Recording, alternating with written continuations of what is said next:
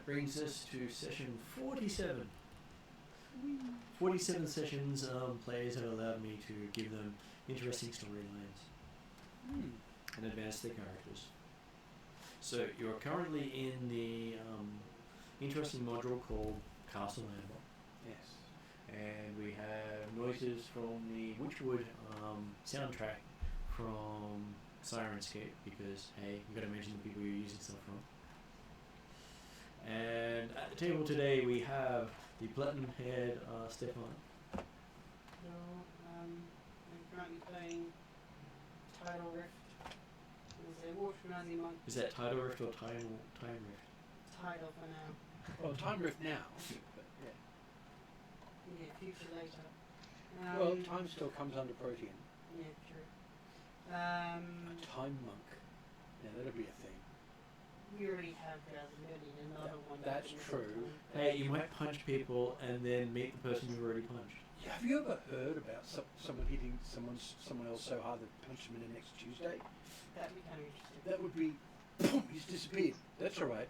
By the time he reappears, we'll be somewhere else. Or I punched him into yesterday. Yeah, that means I get to punch him twice. Yeah. Don't worry, he'll meet himself soon and then all will end.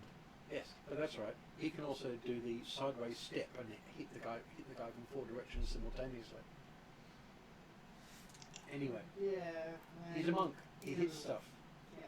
With a stick or his fists or his head Or curtains. or... Yes, you did take someone out successfully with curtains. So curtains have become your ally. No. Your secret ally. No. I've resisted curtains. So, Evil curtains. so we shouldn't plot to make one your familiar. Probably. An animated object called the curtain. Yeah, I might just slow you down insane. And it likes you by wrapping itself around you to make you feel better. No, we won't do a curtain. That would be rude.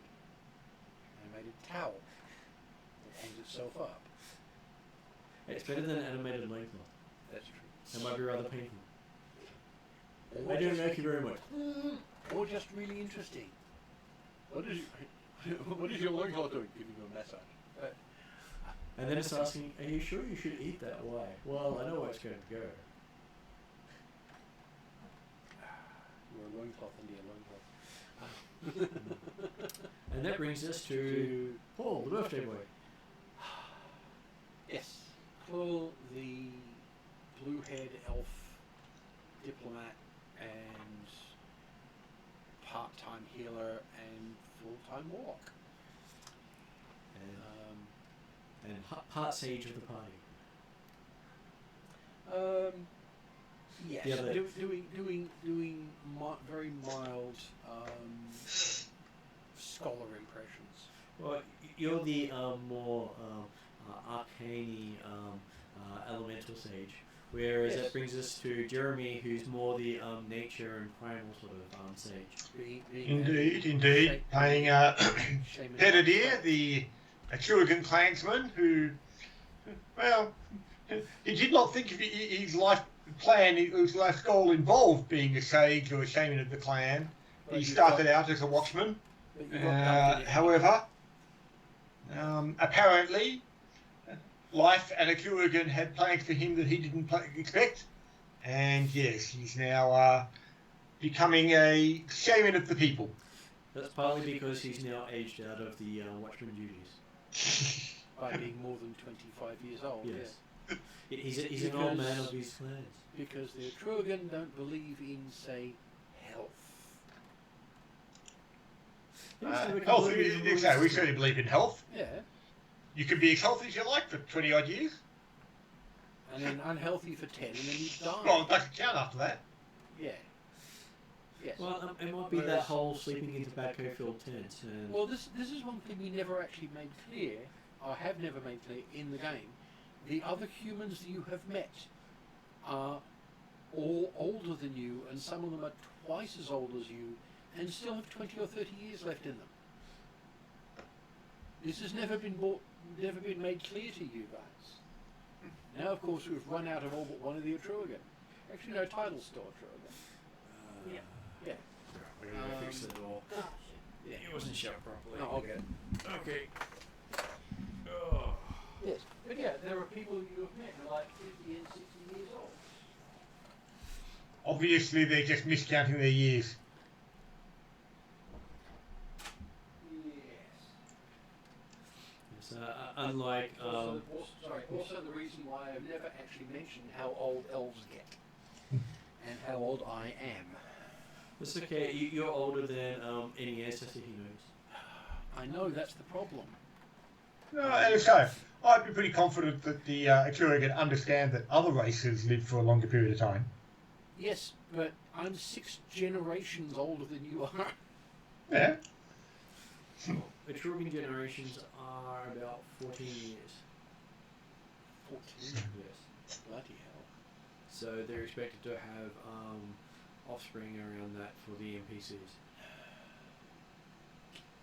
So by the time they reach... That is actually relatively brain-bending and very scary. Well, hey, the Dragonborn are adults at the age of 2. They grow differently. They do. I was an adult at 100 because that's how elves work. Yeah. But hey, you got to experience a long childhood. Oh yeah, you do. And apparently you don't actually learn that fast, according to what I've read. And you have a big community of people who help bring you up. That's right. What it means, though, is that functionally, I'm actually younger than Peridot. Yeah. Because he's been an adult for longer. Even given their short lifespans, he's been an adult for longer than I have. Yes. Oh, that's just funny. By proportion and by actual number. Okay, so the storyline has you. You were sent to Alphatia to broker a peace which was given in a snarky letter. Yes. Ended up with you being arrested with the death of the Empress's consort, who Yes, was the person desiring peace. Which we both simultaneously had absolutely nothing to do with and perpetrated. Yes. Because someone was playing silly buggers with time magic. Yeah. And possessing magic. That too.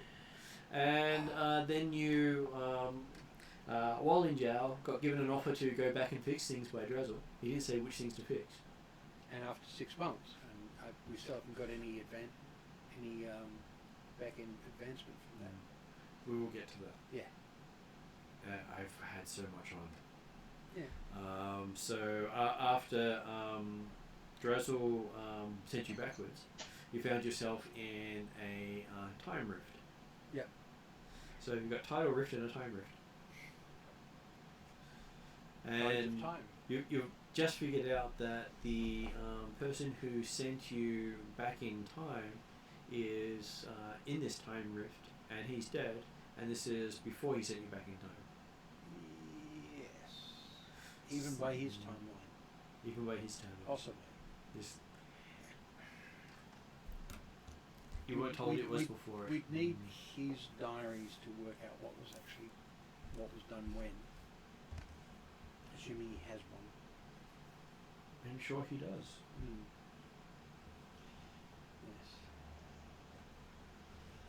Yes. And last we had it, you were. Which room did you say you were in last?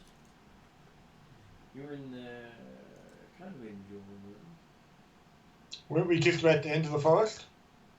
We were talking to a servant that we'd rescued, and he'd explained that. We were doing stuff outside, weren't You were about to do stuff outside. Yeah, I was going to say that. I think it was it Stephen Amber? Yep. Was the cause of the curse, and we should try and find his body because he's the one that apparently was dead in this timeline, even though he's the one that sent us back. Yeah. And he was buried in the chapel, which is on. We're in the west wing. The chapel was sort of behind the great the indoor forest type thing. Yeah. And so we were just talking about past that. whether we're going into the forest, whether or not we wanted to follow the path around. There was apparently some fairy tales that we tried to look up in the books as to what to expect. We did work out and find out that going anything other than the apparent path is actually a bad idea. Well, okay, we were talking about the idea of whether or not we can go other ways and bits and pieces, and decided that it was probably more dangerous and more difficult to not follow the path. Yep. Okay. So, picking up from where you left off last time, you'd gone and done all your research. You'd spoken to the cats. Yep. And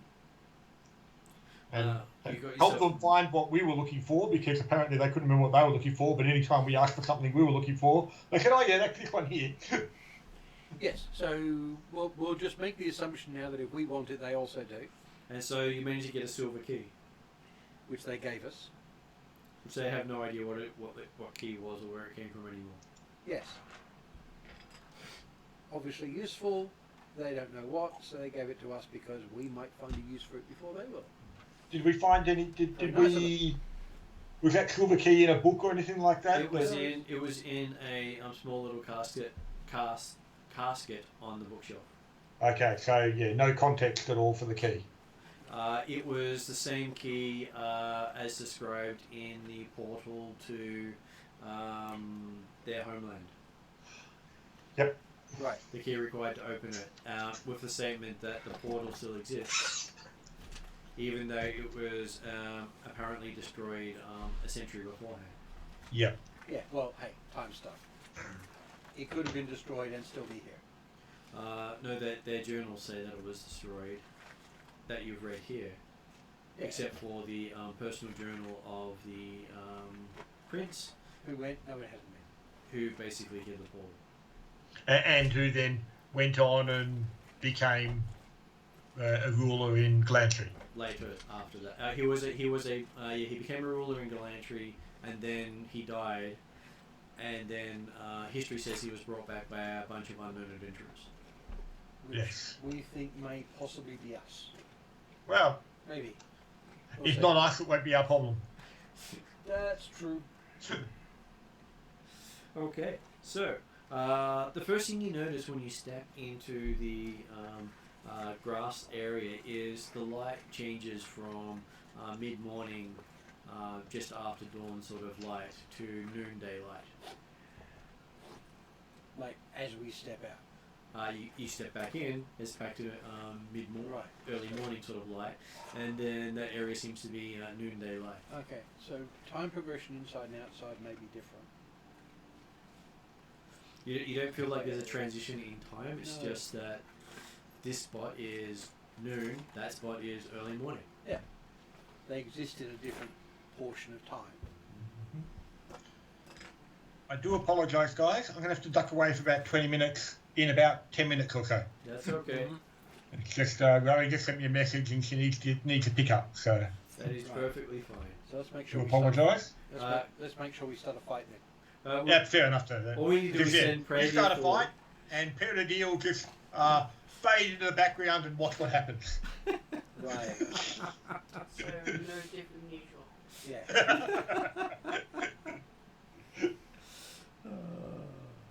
Okay, so stepping into the area, you see a huge forest, and the light coming in seems to be coming from over 100 feet above you. You see oaks and other trees at least 80 feet tall, cutting off vision in all directions except for this path going through it. Right. And the path seems to be made out of yellow bricks. I refrain from singing the song that I don't know, but should be sung at this point.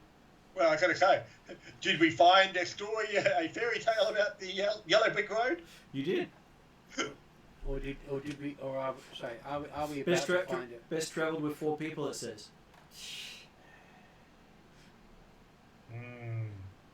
Right. Either that, or you'll find people along the way to join you. In brackets, bring gnomes. Bring gnomes. Well, I was going to say, didn't we just save a servant that was in pieces? He can be a scarecrow, can't he? Sure.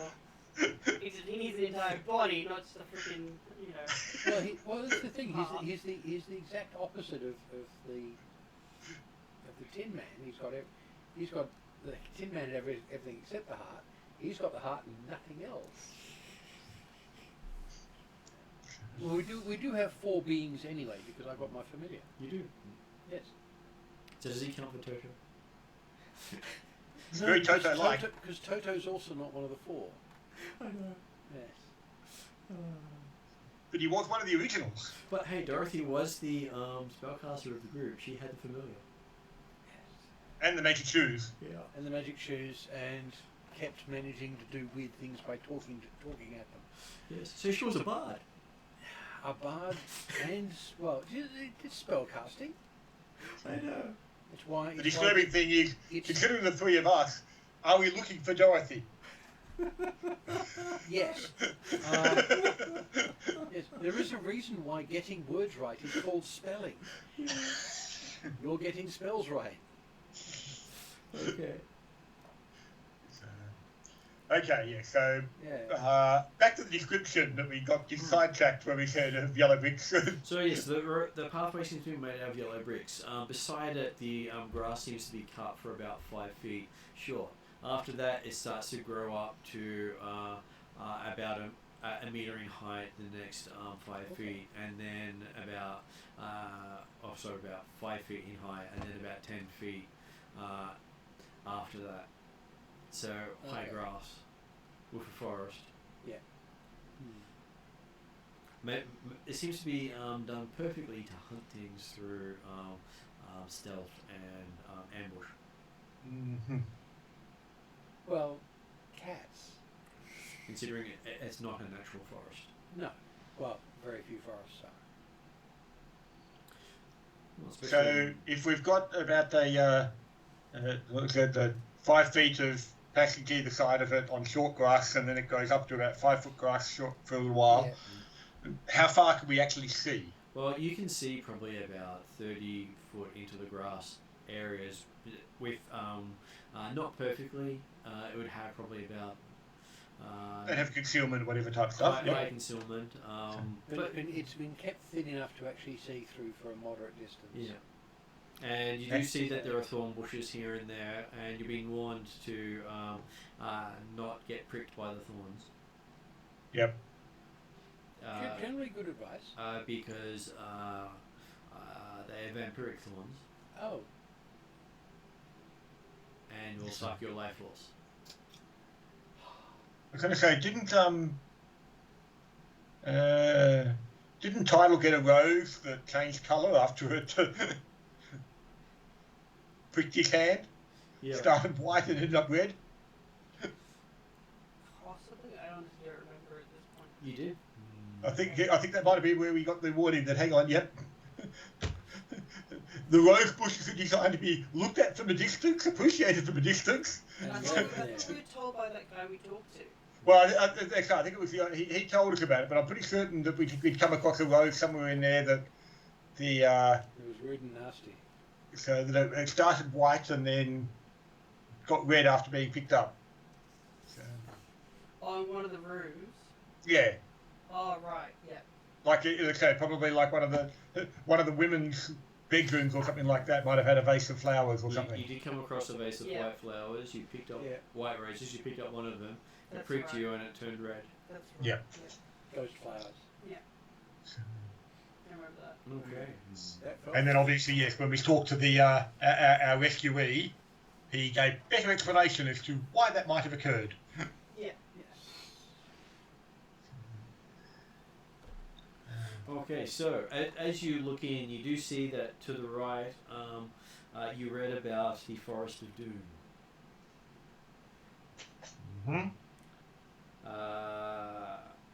And basically, it suggested to stay on the path when you see those trees. Okay. And you do see up ahead that there are two either side of the path. And apparently these things can reach quite a distance. I was about to say was the fact that do we know anything about whether or not, oh yeah, they're trees, they're stuck in the ground, as long as we don't go up and hug the trunk, we'll be fine. Or, no, we've got to stay at least 50 feet away from them. Yeah. Well, I'm just going to look up the details for you so you know exactly how far you're suggested to stay away. Uh-huh. I will stay 1 foot further away than that. So you're expected to stay at least the width of the path away from them, which is 20 feet wide. That. Path. Which of course means that if they're growing near the edge of the path, it's a bit hard to stay, well, if you're on both sides. Yeah, but... But yes, we shall certainly attempt to steer as much clear as You've we only been given can. a 10-foot path. Yeah. They're either side of the path, and you've got a 10-foot path. Yeah, Yep, that's all right. and they've got a I can- 10-foot reach each. Yeah. 20-foot reach. Oh, 20 foot, okay. I can dissuade any that are too close to the path. Because vampiric vines and firebolt don't mix very well. Well, as you say, my sword will like them as well. Yes. Being plant-bane. Yeah. Okay, so give me perception rolls as you look at the trees. Because you're sure they're leering at you in some manner. Quite Yes. probably. Of course, distracted. We're being distracted by the ones creeping up behind us. Yeah, total 13. Not huge. Where am I? Plus 10. Total of 19. Okay, so Tidal's just enjoying the sound of wind through the trees. It's nice. Lowell is very fluid. it can quite easily tell that these trees are seem to be mouthing something as they're eyeing you off. Mouthing something. Can I determine what he is? And Praedir is hearing them going closer, closer, come a little bit closer, closer. And you can also see, he can also tell that the trees to the left are slowly moving like a step every breath closer to the path. They're not just saying closer. They're saying, "What's the time, Mr. Wolf?" as they're creeping up when we're not looking. And Yeah, basically, if you're looking in the direction the forest is not moving, but if you're looking away from the forest, Then you turn around and it's right there. yeah. Should we back out right now? Well, I think we've got to get through, so Let's move faster then. I would suggest moving faster. Or the other one, of course, is we can fly over the top, or at least I can. I'm presuming at this point that we have related what we've perceived to each other. Yep. Yes, So that all three of us know they're talking, they're sneaking up on us, So, and they're hungry. Okay. yes, well, So certainly, should we make Penedier has his sword out, and If only I had conjure elephant that we could throw at them. Hmm. It'd slow them down a bit It would. And they might be quite happy. until the sun goes away. yes, Well, I'm thinking that it's possible. We just want to keep moving as quickly as we can. Yes. And yes, if there's if something comes in that's attacked, then yes, Penedier will swipe his sword at the whatever root or tendril or whatever, but then aim to keep moving. Well, you can see if you go quickly, there's two of them that that you can fight, or sneak past if you wish to try to do that. Of course, as long as you're not Tidal with his dice rolling.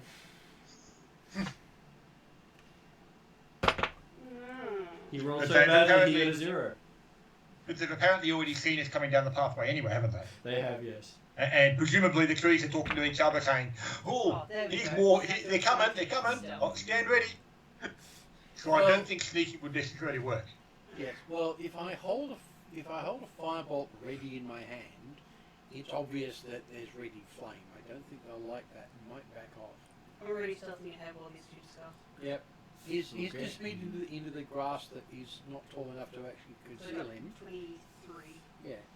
So you go, Pretty you heavy. follow the path? You're leaving the path. I thought we were stealthing Well, via the it's path. okay. That's just being really quiet. You can't be So invisible on an open path that's 20 feet wide. Oh. Okay. Unless you're hiding behind us. You can successfully stealth versus the trees. So you can be hiding behind one of them. Actually, he'd have to be hiding between us Yeah, pretty much. to conceal himself from the trees. Which might be valid from his point of view right at the moment. Particularly considering that some of these trees have curtains of vines. But, as I say, the difficulty you face with hiding between us We're going is that way at some speed. that if he was hiding between us from the trees, that would imply we're moving down the path 3 abreast. That's true. Yeah, This also is not valid. what's happening as far as I'm concerned. figured We're out moving the down path was 10 single feet, not file 20. so we can stay as close to the middle as we can. Yes, so we're in a line. So he's concealing himself from anyone directly behind or in front of us. That's right. If they creep up on the path on him, they won't spot him. Yes. And I'm going to, Okay. if any of them do get too close, they will get firebolted. So does Lure want to lead or does Predator This is the lead? weirdest stuff I've ever done.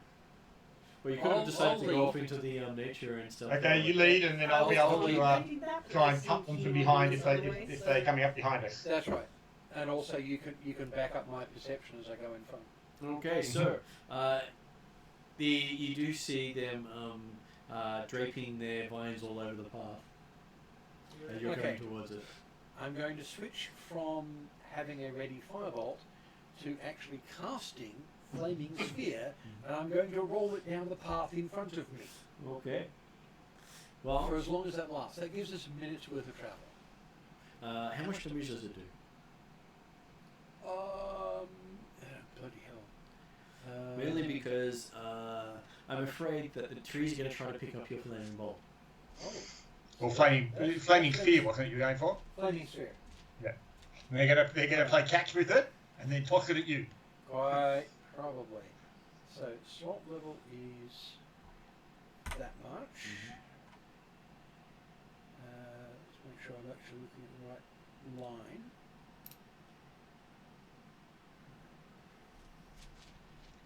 And obviously you don't need Peridia's help in this situation, so I'm going to be back in about 20 minutes. Okay. I do Right, apologise. Yes. Okay.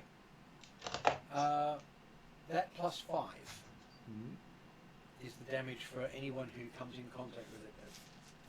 For the first contact in a round. Well, have a roll. See what it ends up in. Yeah. So once you roll, then you double the roll. Yes, because they would. 8, 12, 17, 20, 25. 25, and that's double? Double goes to 50. Okay. Because 25 isn't double of any dice roll. Okay, so you see one of them has flames go all up its vines, and it shakes a lot and starts making very deep booming noises. You know, it's his own damn fault. And the other one's trying to grasp at it as well. Mm-hmm. Does he also take damage? He will also take damage, but it's 3 points lower before the doubling. Okay. So it's 44 instead of 50. Okay.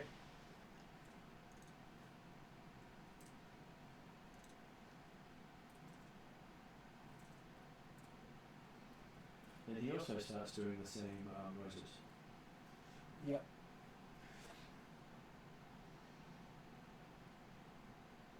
Oh, sorry, I got it the wrong way around. That gets no, sorry, it's right. Charisma can only get added once. And there's no saving throw? There is. Because if it's they- a dex defense Dex defense. for half damage, so they're still going to take damage. Nope. Nope. Neither of those were anywhere close to being able to do it. Yes. Sorry, no, I was actually right. It is. It's actually for the first attack in a round. I actually add my charisma modifier to it twice because there's 2 different adds using the same value. So that's actually 56, not 50 for the first one. Okay. Yep. And it's 50, not 44 for the second. Yeah. Sorry about that. That's all good. So the first time this has come up, really. Well, it's not very often you roll something physical through something with blind sense, That's right. who's not really been able to see the thing properly, and they're just sensing this thing coming towards them, and so they're and they all go. Yeah.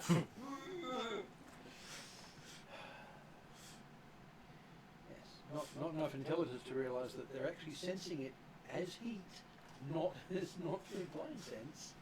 They sensed something there, so they went for it. Yeah. Well, no, true, because it's heating up the ground, so it's actually going to give you some vibration on the ground. It's giving a presence. They'll perceive that. If it was just dancing lights, it wouldn't have gone for it. That's true. This is a ball of actual burning gas. Yes, and it's going ding, ding, ding, ding, ding. Yeah. Because it can't fly. Yes. So it literally burns the ground it goes across. Yep. It makes the stones hot to the touch. Yep, and so basically by the time you both reach the trees are sort of pulling back with them. Which is exactly what I was after. Because they have no idea whether you're the same or not, because they just burnt themselves touching the first thing that came through. And if they came towards us, I'd just do it again, or use firebolt or something. So that actually worked quite well. You managed to make it past the forest of doom without being taken out by the killer trees. We have to do that on the way back. Not burn down half the forest. No, only a few of the trees. Well, there's not a monster in the forest. The forest is a monster. Yeah, that's true. Yes. Well, that's true if the whole forest is vampiric. Which explains why there's no birds or beasties in it. Yes. They've We eaten told there them. were things here. Yeah. So I don't want to meet those. Not things that exist with trees that like to kill you. Yeah. Trees are bad enough, let alone Yeah. animals. I'm sure these are another world's version of the ants. Yes. Hoodoo. Undead squirrels. They're revolting. Yes, Yes, they're yes, marching they are. against you. Okay, so as you move further down the path, you see sudden movement near the edge of the pathway. Branches rustle on either side of the trail, and the underbrush rustles as if something moves through it. Amongst the greenery deeper into the forest, a number of grotesque shadowy forms are faintly visible.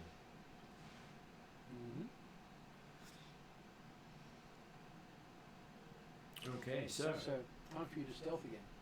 you get to make a perception check. Nope. How good did you go in your perception? Did you get over 10? 9. No. Apparently, Praetor's back is quite interesting. 14. Not huge. 14. So, having a look around, you get I need to look at the results too. a quick glimpse of antlers and large claws bigger than you are as it disappears from your sight. It seems to be travelling along the path beside you. I tell the others about it.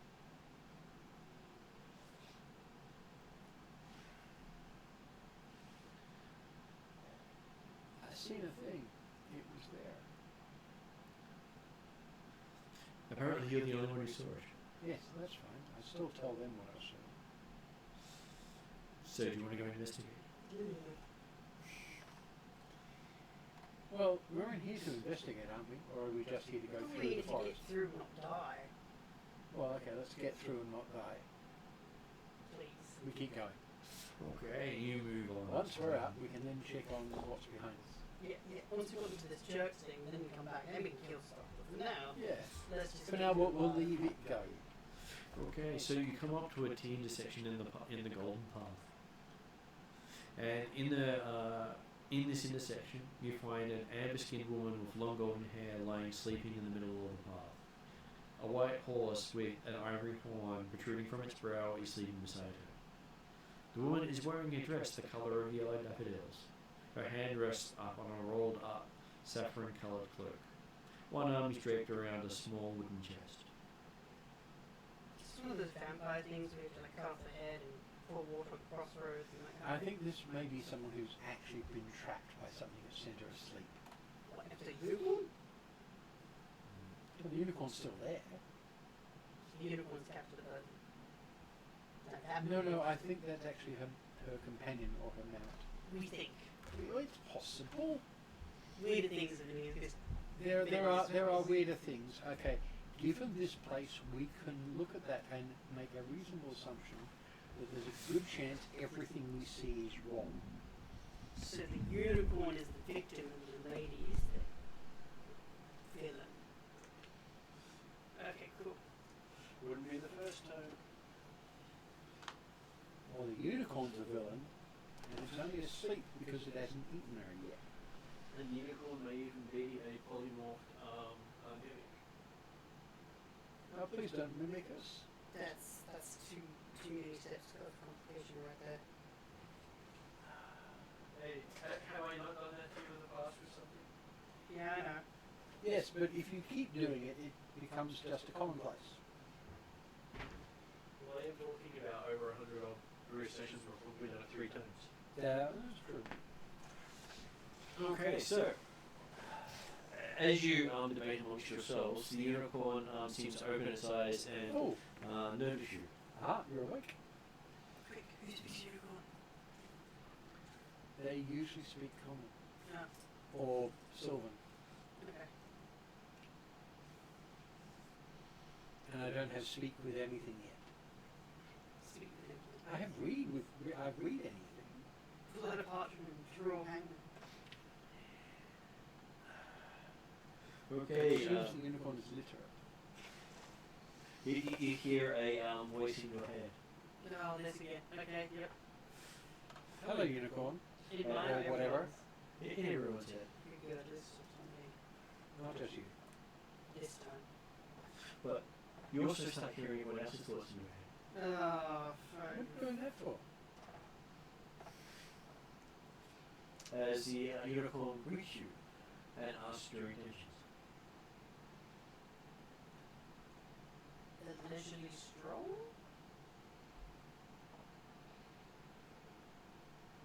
A leisurely stroll through a vampire forest. Always fun. For certain values of fun. Yes. To the churchy place? Yes. To a church. And He what does not what- recommend you leave the path because there are many traps off the path. Yeah, Yeah, we're getting the idea of that. What is your place here? Why are you here? Why were you having a nap? Oh, horny one. I'm not going to say that. We heard your thoughts anyway. Because you're the bad boy. I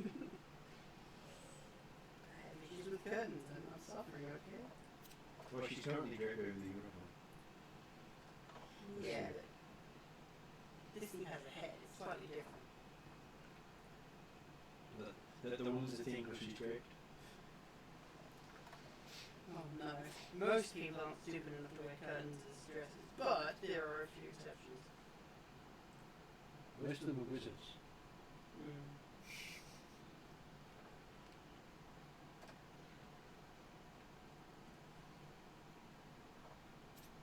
So why do you wish to go to the chapel?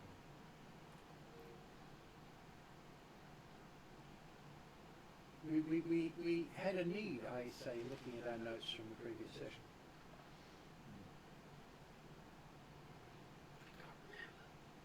It was something that came out of what we did last session.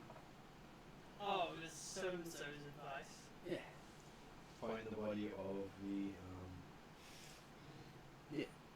dead prince. So we tell them that. Oh, okay. Right, nothing.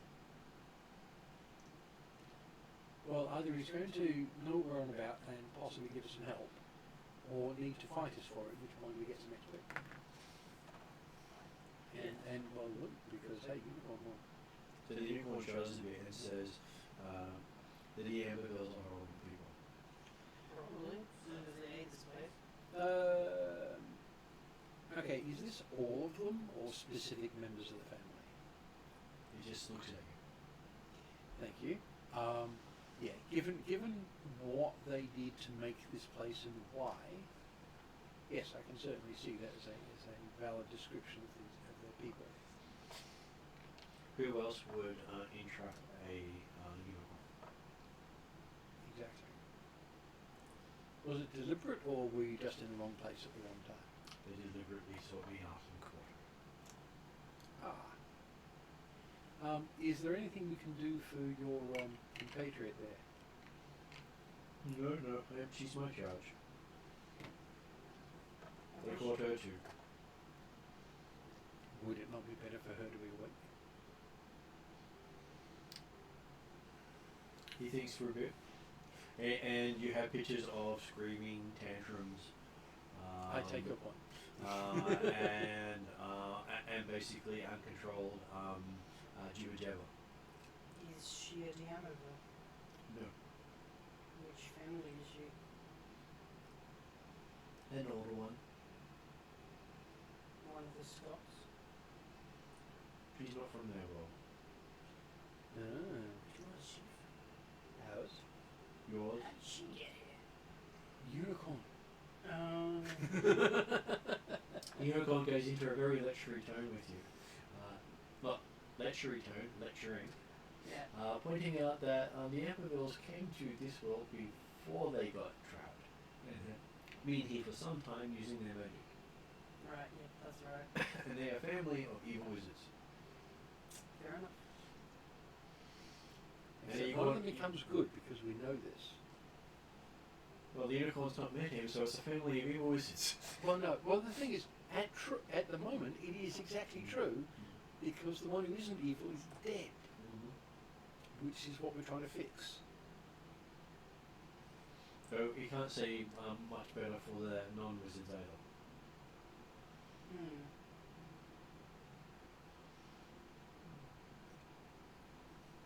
And nearly every one of the family has their life magically extended.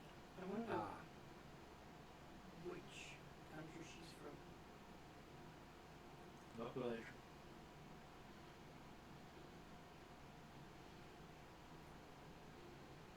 Not enough fey magic there.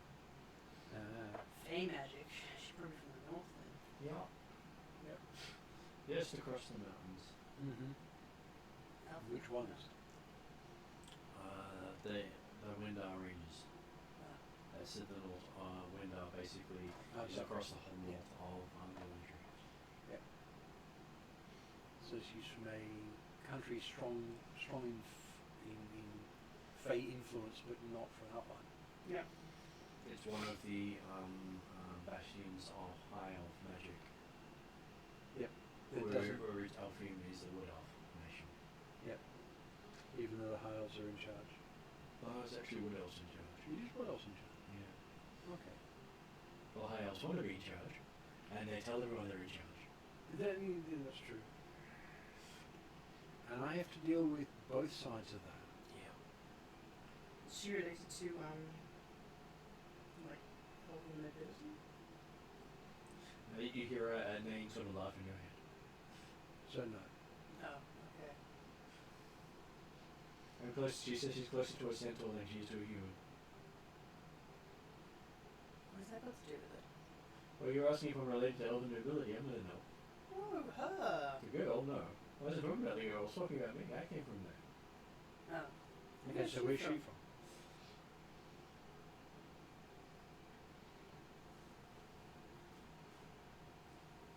Not here, she said. The unicorn says. Is she also from the north? Could be. Hard to tell. Has no mind. She has no mind, yet we literally just heard her screaming 10 minutes ago. You have pictures of her screaming. She has been was magically cursed. Yes, there was pictures in his head of what happened if we revived her. So she's dead. No. Revived as in brought Oh, conscious.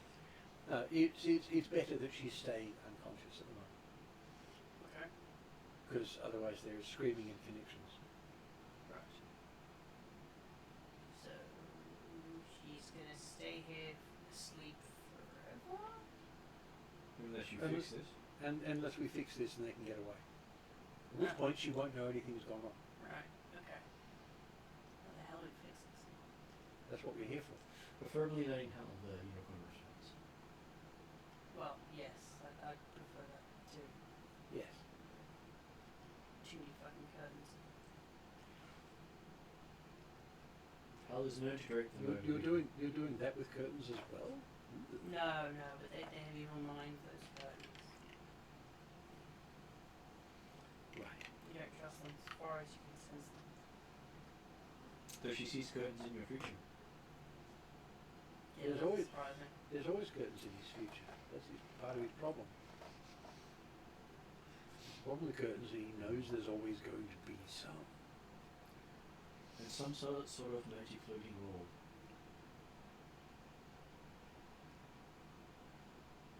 Interesting. I've got a magic orb that might float if I attune to it. So if you activate your orb, I'm dead. Well, okay, it was nice No. knowing you. Yeah, well. Or a miniature Death Star. I'm sure a little wisp will show itself up somewhere. Possibly. Yeah, because that'll be the ultimate grudge match. Leave us freaking like Will-O-Wisp and Nemesis and curtains. They might combine against you. Become more powerful. Yeah, Willow's wearing curtain. The Will-O-Wisp curtain. How are we supposed to help you slash her? End the curse. With what? So, which is the best way to get to the chapel? Points on the road you're following instead of down the T.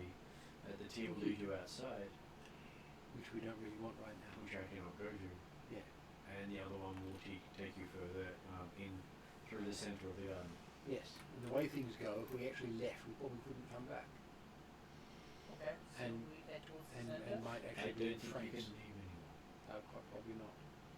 I'm not going to try. It would probably be bad.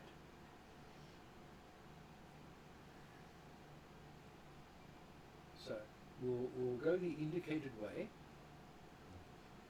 and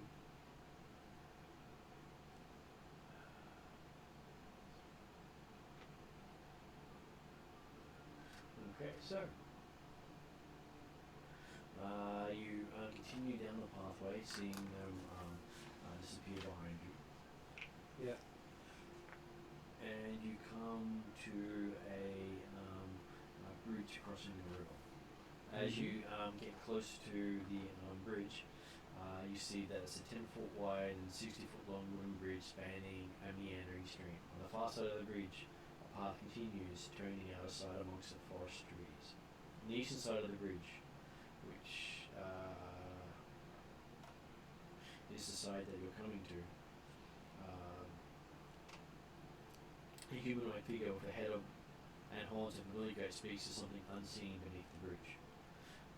Give me a wisdom perception check. it's a bridge troll. Wait, wisdom. Oh, right.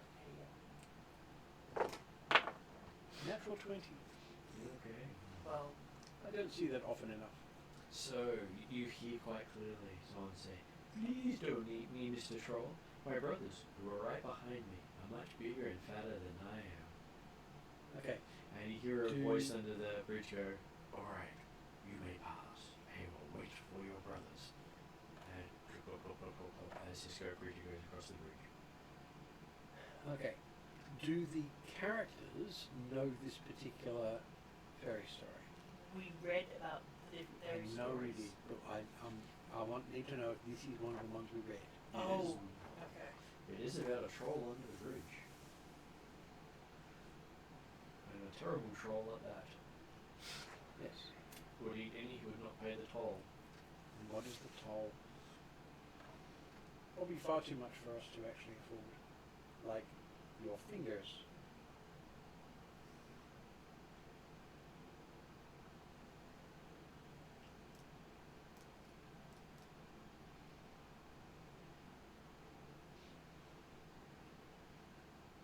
Basically, he probably wants food, and he wants, its food, living and swimming. Mm-hmm. He basically wants to eat the people who crosses the bridge in Yeah. the fairy tale. And, Which is why it's waiting for the larger brothers. Mhm. Yeah. and the fact that people can convince it otherwise if they're able to deceive it well enough. So you need someone good with deception to be able to out-talk the troll. under the bridge. That would basically be my job. Go Decepticon.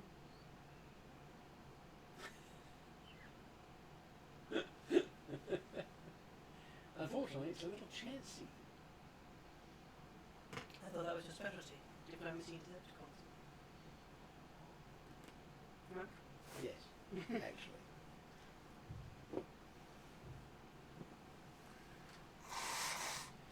Okay, so you make it up to just before the bridge. Yeah. Unfortunately, the roll itself is actually still relatively chancy. You do know that the story goes, if you step foot on the bridge, you're basically too late. So we'll stop short of it, at least in the moment. Because luckily you've got the memory of all the little nursery rhymes, Yep. even if we never really spoke them all. Yes. That's what I'm saying. So, is this one we read? Then You you say say yes we or read. no. And I'm going to assume yes for all of them, but we'll still ask. So, thinking over and discussing with these two, over the relevant fairy story, it sounds like the only way really past this troll is to lie to it a lot. We've got a Jeremy back. To lie to it Are we all dead? Not yet. not yet. You're just about to be fed to a troll. Yeah, we've just got to the big bad troll under the bridge fairy story. We're trying to Okay. determine if he prefers barbecue or ketchup. So you managed to get through the viper vine, the vampire vines, did you? Yep. Yes, by putting down a flaming sphere and following it through the forest. Sounds like a plan. It worked really well. Because they were using blind sight, went, ooh, there's something moving, I will touch it. Ow! That hurt. Yes, and they weren't quite intelligent, so they didn't quite know that this burning thing was bad. Yeah, considering that with the various bonuses I've got, I was doing like 5 dice of damage, 5.5 dice of damage, and then it was doubled because they would. That'll hurt him. So yeah, he was doing quite a good amount of damage to him. So we got through the woods along the We got through pathway, them. and now we've come to a bridge, have we? Yeah, You do. we actually had a chat with a unicorn who was with a woman, and the unicorn said that it would not be worthwhile waking the woman up Okay. because otherwise she would have a screaming fit about the situation, and gave us some information to help us on our way, but has otherwise given us no aid. Well, we not hostile. It's a good start. So. No, but he wants to get out of here as much as we do, so he had no problem giving us information to work with. So he was recognising he was trapped in here as well, or something. Oh yeah, he knew he was trapped in here. He'd actually he's got a real downer on the family because they explicitly brought him in here to trap him in it. Right. Him and his companion. Okay. Who they had cursed to pretty much insanity. Well, Now on the bright that's- side, it seems that most of the family's gone insane with him. So. Yeah, but her insanity can be cured. There are spells for that. Okay. So we've come across a bridge. Have we seen a troll under it, or are we just expecting a troll under it because we read a fairy tale? We just heard the little billy goat trip up to the gate to the bridge, have the conversation with the troll, where he's basically traded his big tough brothers' lives away to allow him across the bridge. Mm-hmm. And the troll has accepted that deal. And do we think the troll recognised the difference between a goat and humanoids? I think he probably would. Twice the meal. The thing is, he's basically persuaded the troll, my brothers will be along, they're bigger and have more meat than me, so he's going to want to attack whoever approaches no matter what. Unless they're smaller than him. They're smaller than the goat. Goats aren't very big. It was a small-sized creature. Yeah. Hey, Um, I wasn't saying it was an option for us. I just said, hey, if we were tiny. So if it assumes that incorrectly that we're the bigger brothers, it's going to just attack. Well, unless we can convince if him not, that the bigger brothers coming. The elephant brothers. No, merely cows. Cows with horns. Unfortunately, yes. No. Cows with guns. Cows without horns. Completely docile. Likely to trip over as they cross the bridge. And fall into your mouth. You won't even have to get up. That's right. None of this climbing up from underneath. Okay. They'll fall down to you. You're boosting the requirements on my deception persuasion skills, aren't you? Well, deception is basically all I'm going for at the moment. Okay, so you are at the edge of the bridge, and yeah, what's the best way to handle this is the big thing.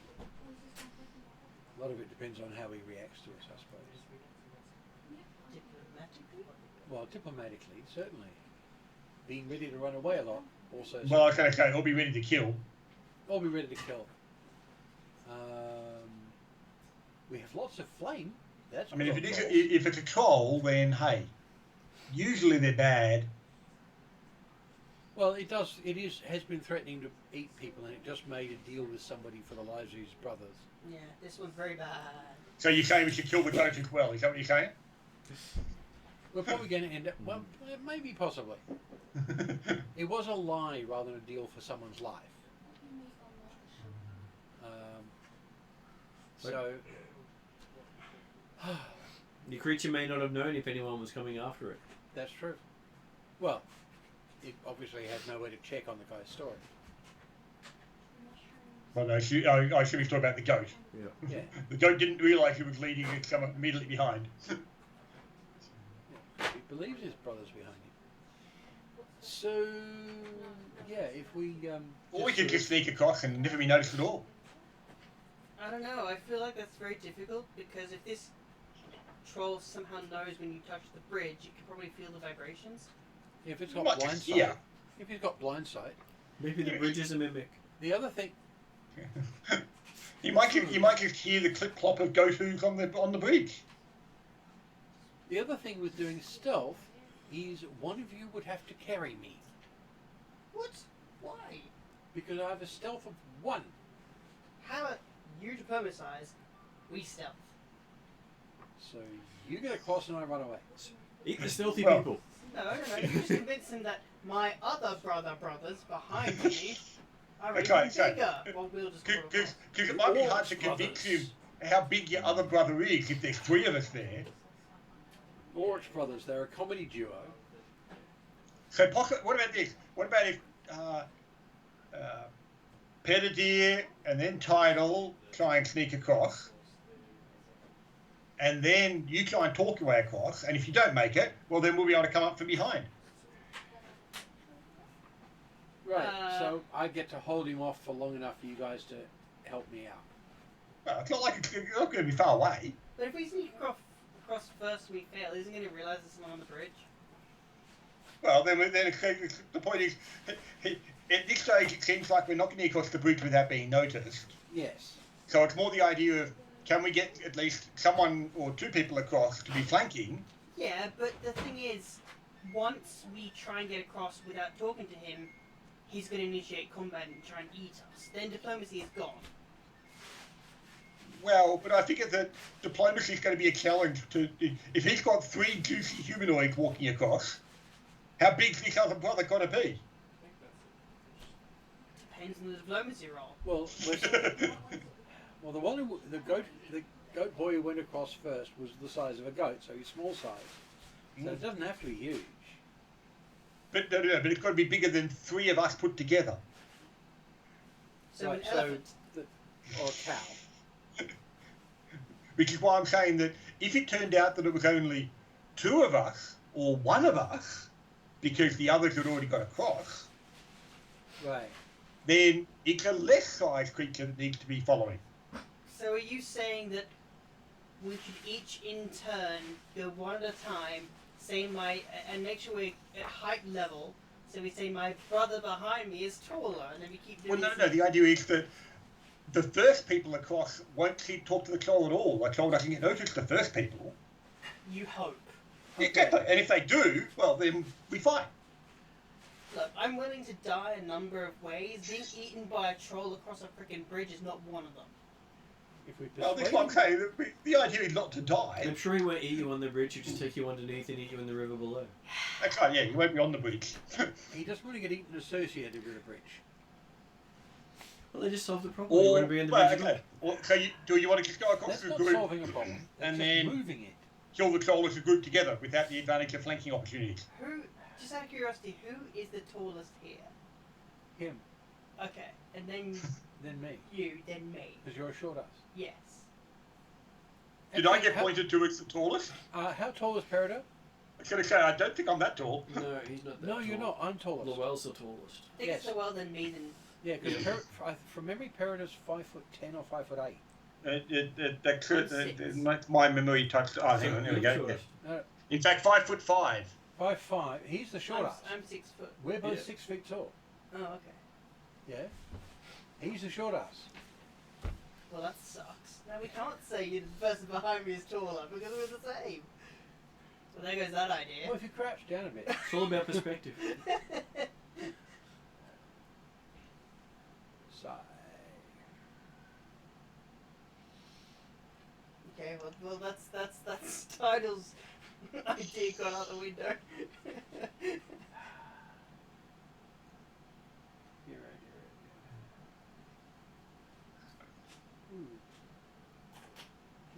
Well- I can't do yet. What about if potentially someone goes across or not, and then whoever it is going there, let's go, going to try and talk, but then the others are ready to attack and come in either way. Right. Even if the talking works, we could probably still try and kill the troll. We probably could. If we're strong enough between the three of us to handle a troll. Trolls are pretty damn tough. Yeah, but this is what I'm saying. If we were coming from both sides.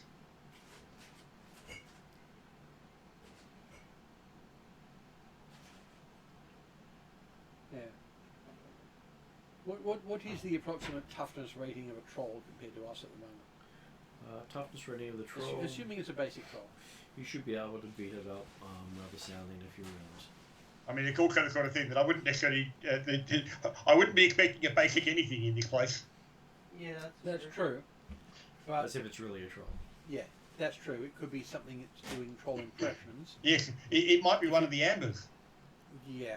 And if it is a troll, if I keep fire on it throughout the fight, of whatever kind, it shouldn't be able to regenerate, so it should be easier to take down. Let's just hope it's easier than that damn golem, that's for sure. The golem's meant to be as tough as you or tougher. This thing's just a critter. Well, the golem was designed to knock people out. Yeah, that's true. It's a knockout. Yeah. So how big is this bridge? The bridge is, description of it again is 60 feet long Yep. And 10 wide. and 10 wide. Okay. So it's not Does huge. it have small balustrades on the bridge? It does not.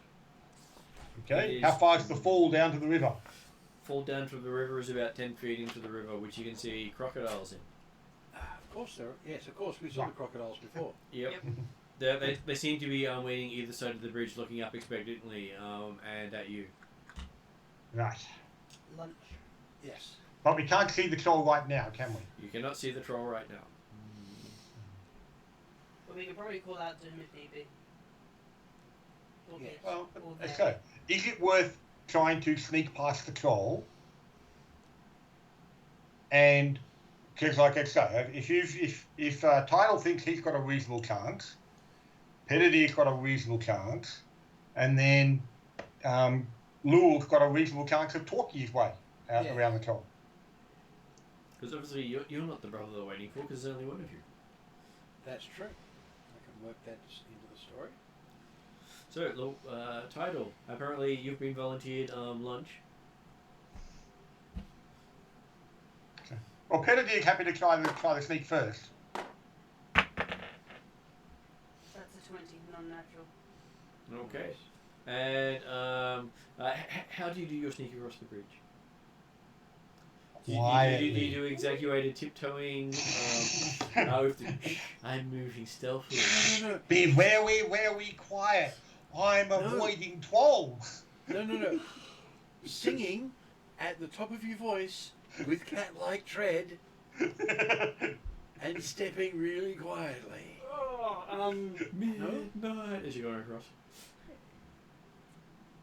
just your usual stealth, being careful where I tread and trying not to make Okay, noise. so you're watching Tidal do this step, pause, step, pause, step, pause the entire way across. Peter's got his bow ready, arrow nocked ready. And he makes it to the other side of the bridge without anything coming up to eat him. Yeah. Cool. Does Preadir wish to do the same, a similar thing? Peter will aim to sneak across, not being so obvious about it, just being quiet and stealthy about it. 15, 24. Okay, so he doesn't bother with the stopping and pausing, he just goes straight across. As I said, he goes to quiet and stealthy. Apparently you showed him all the perfect places to stand. Yep, you're welcome. So he does everything you just did, but without pausing. Yeah. Yep. That's fair enough. You've done a good job. And then the well. I'm not going to stealth. You call out to the troll. Oh, no. Clip clop as if you're a ghost, Why? Yeah, but if we already know. because then you can have a bigger goat following. No. Oh, right. You want my bigger brother? My bigger brother. But I'm just a little brother. Actually, some of it comes down to, does the troll actually put his head up to see who's on the top, or does he just call out to them? We called out. Right. Who's that there clip clopping across my bridge? Yes. Peter again has his bow knocked and ready. Yes. So I make clip-locking noises using my eating knife and a wooden bowl. And you hear a voice from underneath. Who's banging away at my bridge?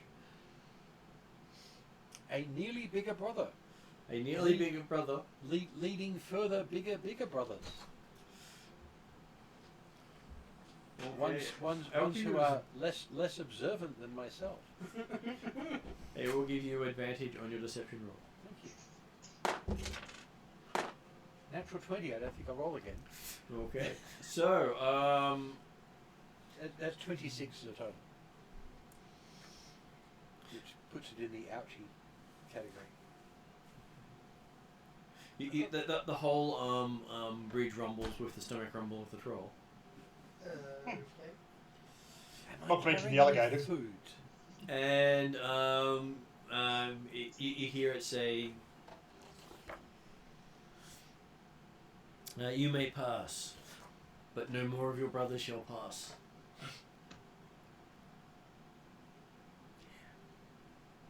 It's such a shame I won't be able to tell them this. Maybe I can put up a sign on the other side. After it's too late, of course. But If you reach this far, congratulations, the troll was trying to eat you. Yes. You've always, if you can read this sign, obviously you've got really big brothers. yes. If you can read the sign, you're already dead. Yeah. Yes. Okay.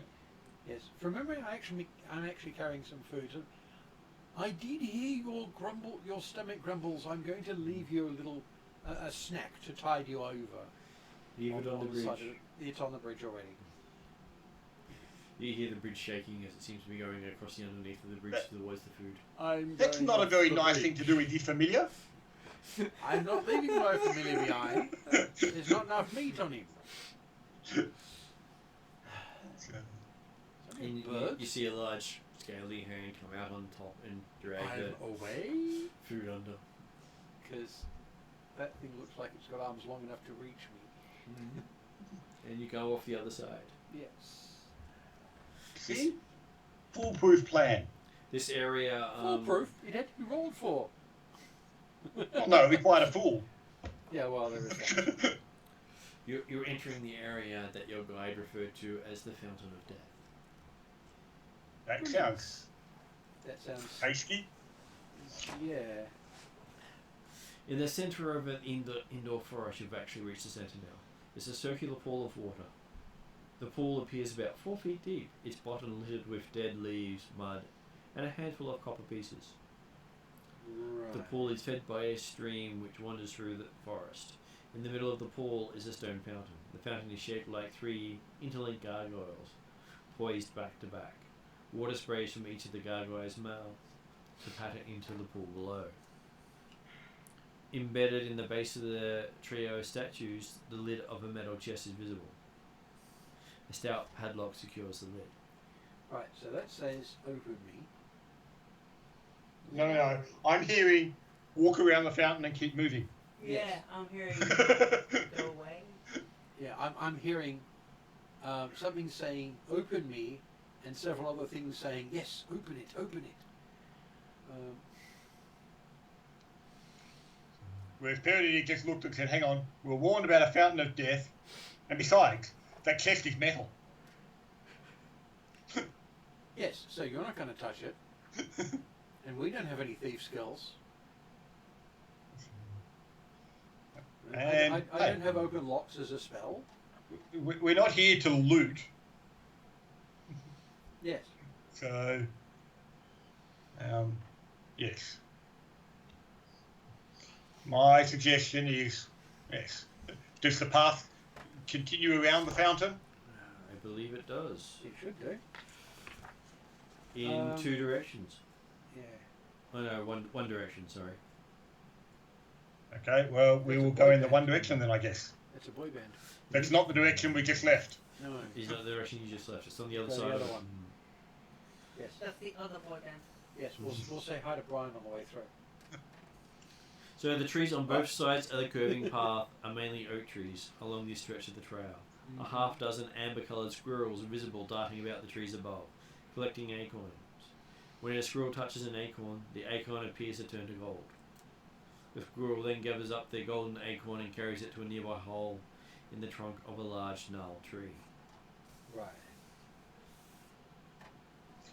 They're not normal squirrels, but they don't seem to be bothering us, so we shouldn't bother them.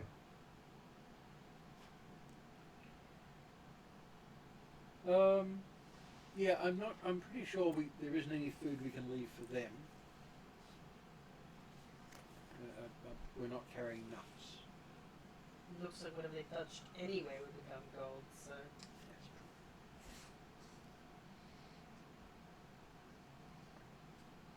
Peridea is So continuing to look around the surroundings. If you guys are interested in squirrels, he's continuing to prepare to look on. Okay, following the yellow brick road, you come up to another crossroad.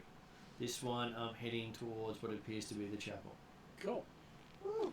Now, crossroads. There's going to be two other destinations as well. What So other the things? the other destination, it's basically a T intersection, but T intersection crossroad. Oh, right. And the other one seems to head to the Little east four-way. way. Yeah. Well, okay, we were aiming for the chapel in presumably to the north or the south wing. I don't know which. Yep. So, Well, it doesn't have a south wing. What was anyone careful?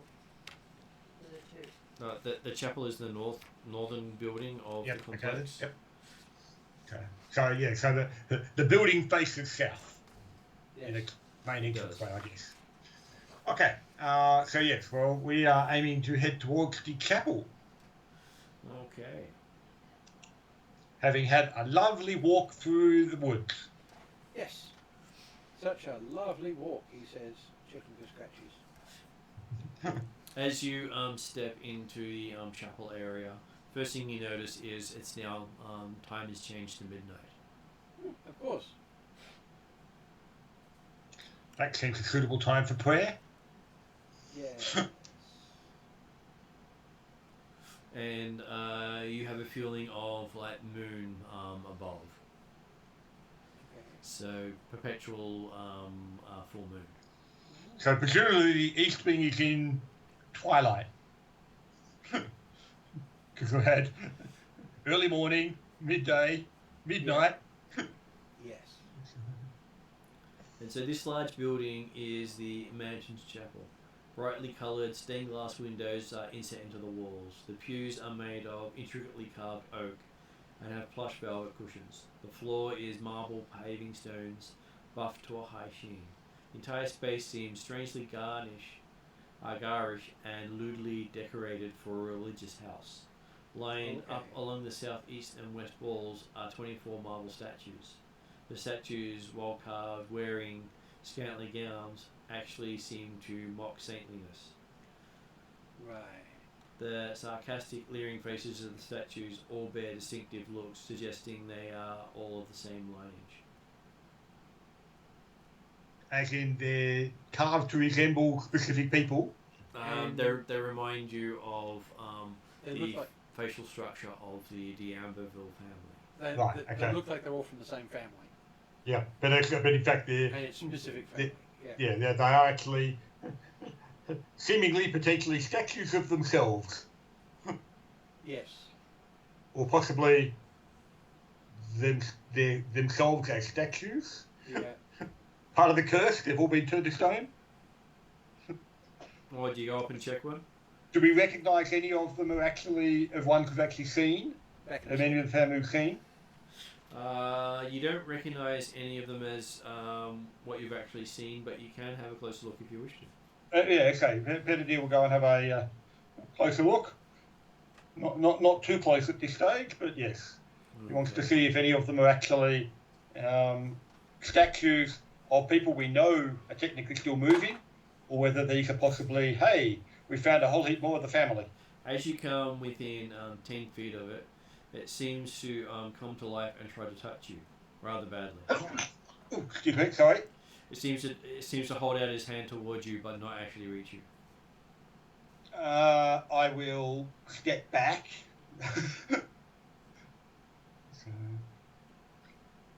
Because the expression on the face is not necessarily one of benediction, I'm guessing. It doesn't appear to be.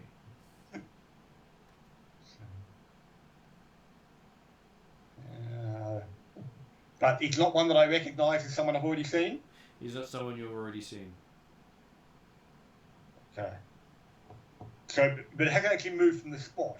It's just held out its hand, is that right? It has, yes. Okay. I will step back and look at one on the other side of the room. Okay, so as long as you don't get within 10 feet, none of them seem to move or change. Okay. And they all seem to be various looking, basically strange looking humans, like the rest of the D'Amberville family, but before they were cursed. Yeah, but the idea being that because we've met a few of them, like the one up in the library, and well, probably what's his name, Richard, would probably not look the same anyway. But yeah, from what we can see, we haven't actually spotted. Have we spotted any statues of any of the members we've actually seen? Like the guy that was running the golem, the guy in the library. Yeah. If we had opportunity to talk to any others yet? We've just seen pictures of all the others, haven't we? You found the werewolf, though you didn't really interact with it. Yeah, so but obviously, again, not looking like he would look like in the statue in that sense. See that big shaped cross room? Yep. And see all those little things going up? Right. Yep. There's statues all the way around it. Okay. So, but yes, but looking at them, they don't actually look like they're lifelike enough that they would have actually been petrified members of the family. They look like they could have been petrified members of the family. They could have been. Okay. And we can't find any statues of the two we've seen so far to confirm that they're not actually petrified members. Yeah. Although, how many statues around the room? Didn't they say that? Oh, I suppose there could have been a lot more ancestors potentially. So. Okay, just trying to get the 24 marble statues they stated. Okay, which is about the number they said was currently in the family, I think. So, Yeah. okay, well, so in that case, obviously, yeah, Perdidig's doing a bit of a search around the room with the statues. I don't know what the others two, whether you two are doing at the moment. So while he's doing that, what do you guys want to do? One of them seemed to animate slightly when he went close to it, and tried to reach a hand out towards him and then stop. I'll check out a couple of the statues the same way. Okay. Starting with that one. With that one, you go up to it. Yep. Okay. Yes. The moment it starts moving towards me, I'll stop moving. If it stops moving, I'll move my hand a bit more. Okay. So, what's your armor class? It's going to try and hit me. Wonderful. Should be 14. What have I written here? No, 16. 16. Yeah. Okay. Because the shield, of course. And as you pause, it grasps your hand with it, and you feel a strange pulse of magic run through. Whee! Your intelligence increases by 1. Okay. And let's go. I thank it. I tell the others that I feel smarter. It's just a statue. I know it's just a Yep. set. I guess. Well, I know it's just a Keep statue, chewing but that this- smart pill. You'll get there. Yes, but this I think is the same as those sort of random foods that we had to go at earlier. Well, that I had to go at. Shouldn't be eating. The ones we shouldn't be eating and shouldn't touch, and Yeah. I didn't touch in Yeah. general, but had permanent effect. Yeah. Basically, long story short, don't touch these statues. Don't touch these statues unless you've read the module yourself.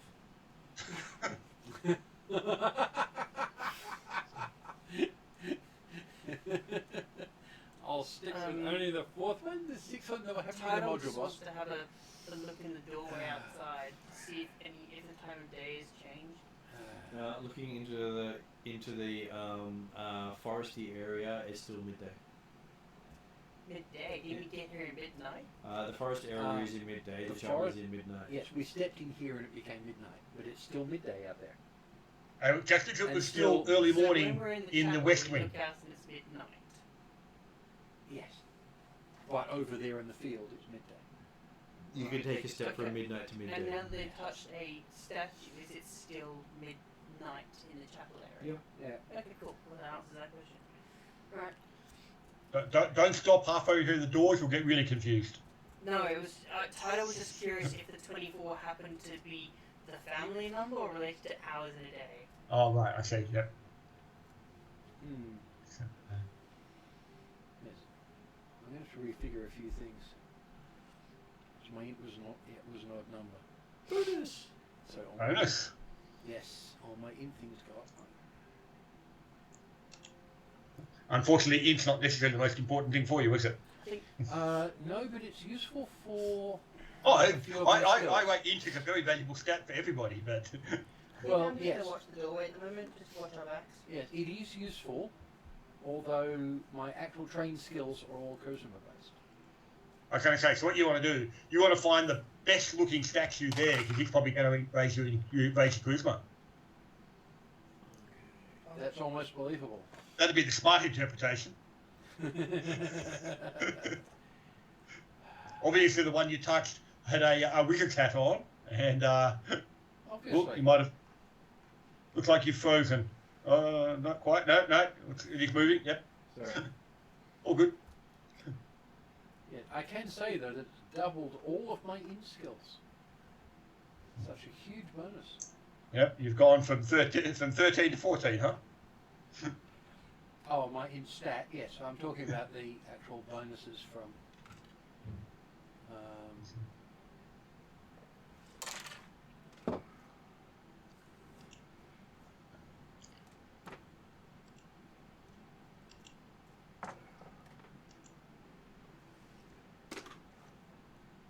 The actual skill bonuses, I'm going from 1 to 2. Yes. It's doubled my bonuses. Which is actually good, because one of them's actually Elvenology. Here's one of my skills.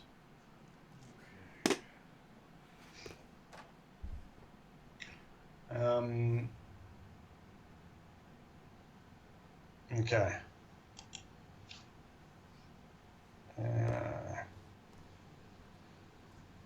Actually, Elvenology is actually trained, so that goes up to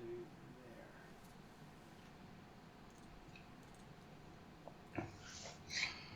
So I guess whilst Peridir is looking around at statues after he gets Okay, so while both, before we go to the altar and have a look around there. So while you're looking around, give me a perception roll.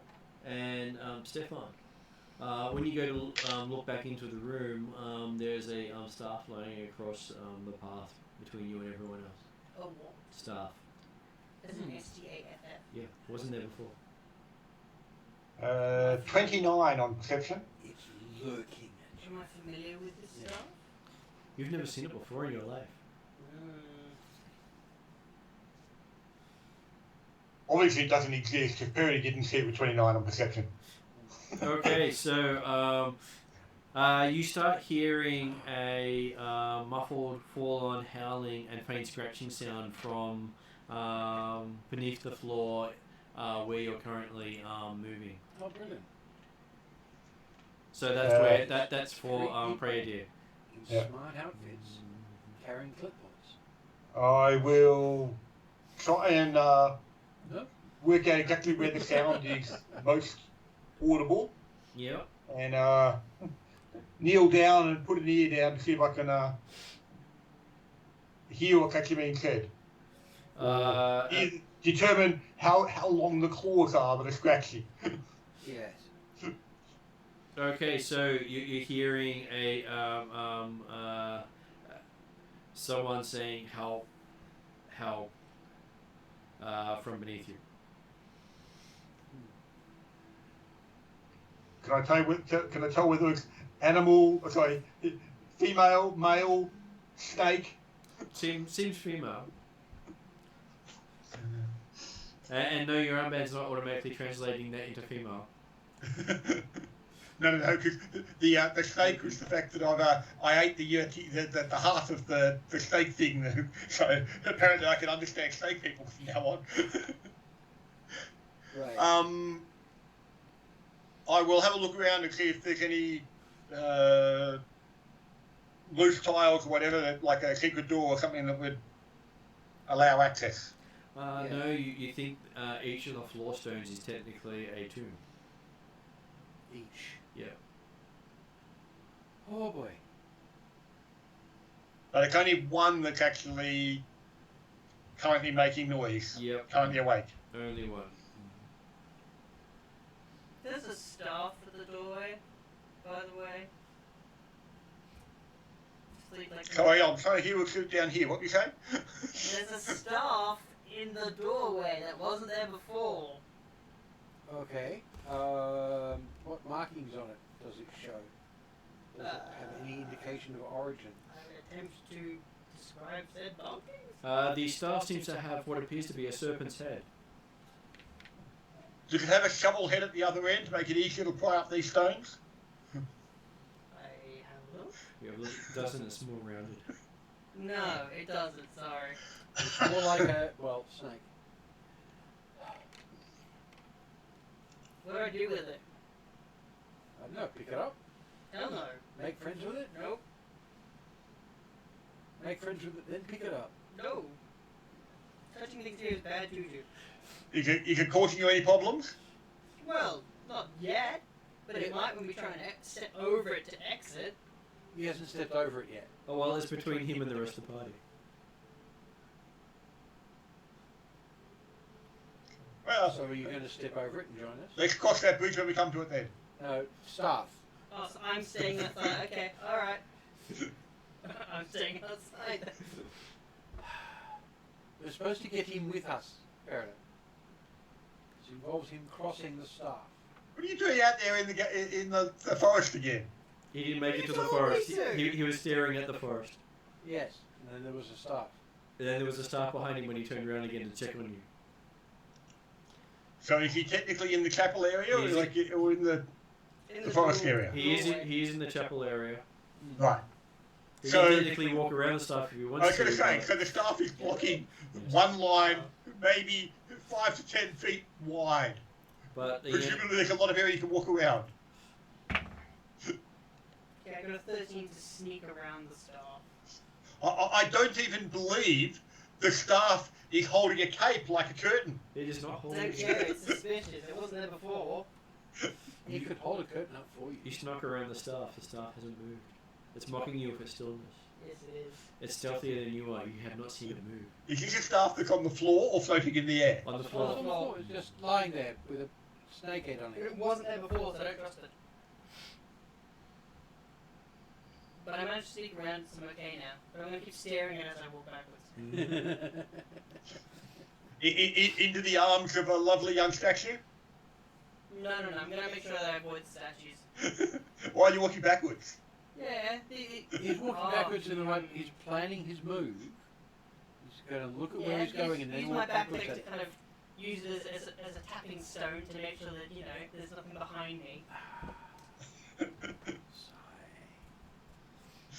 Okay, and you step on something and you hear it click. Fuck. Something clicked and it wasn't my shoulder.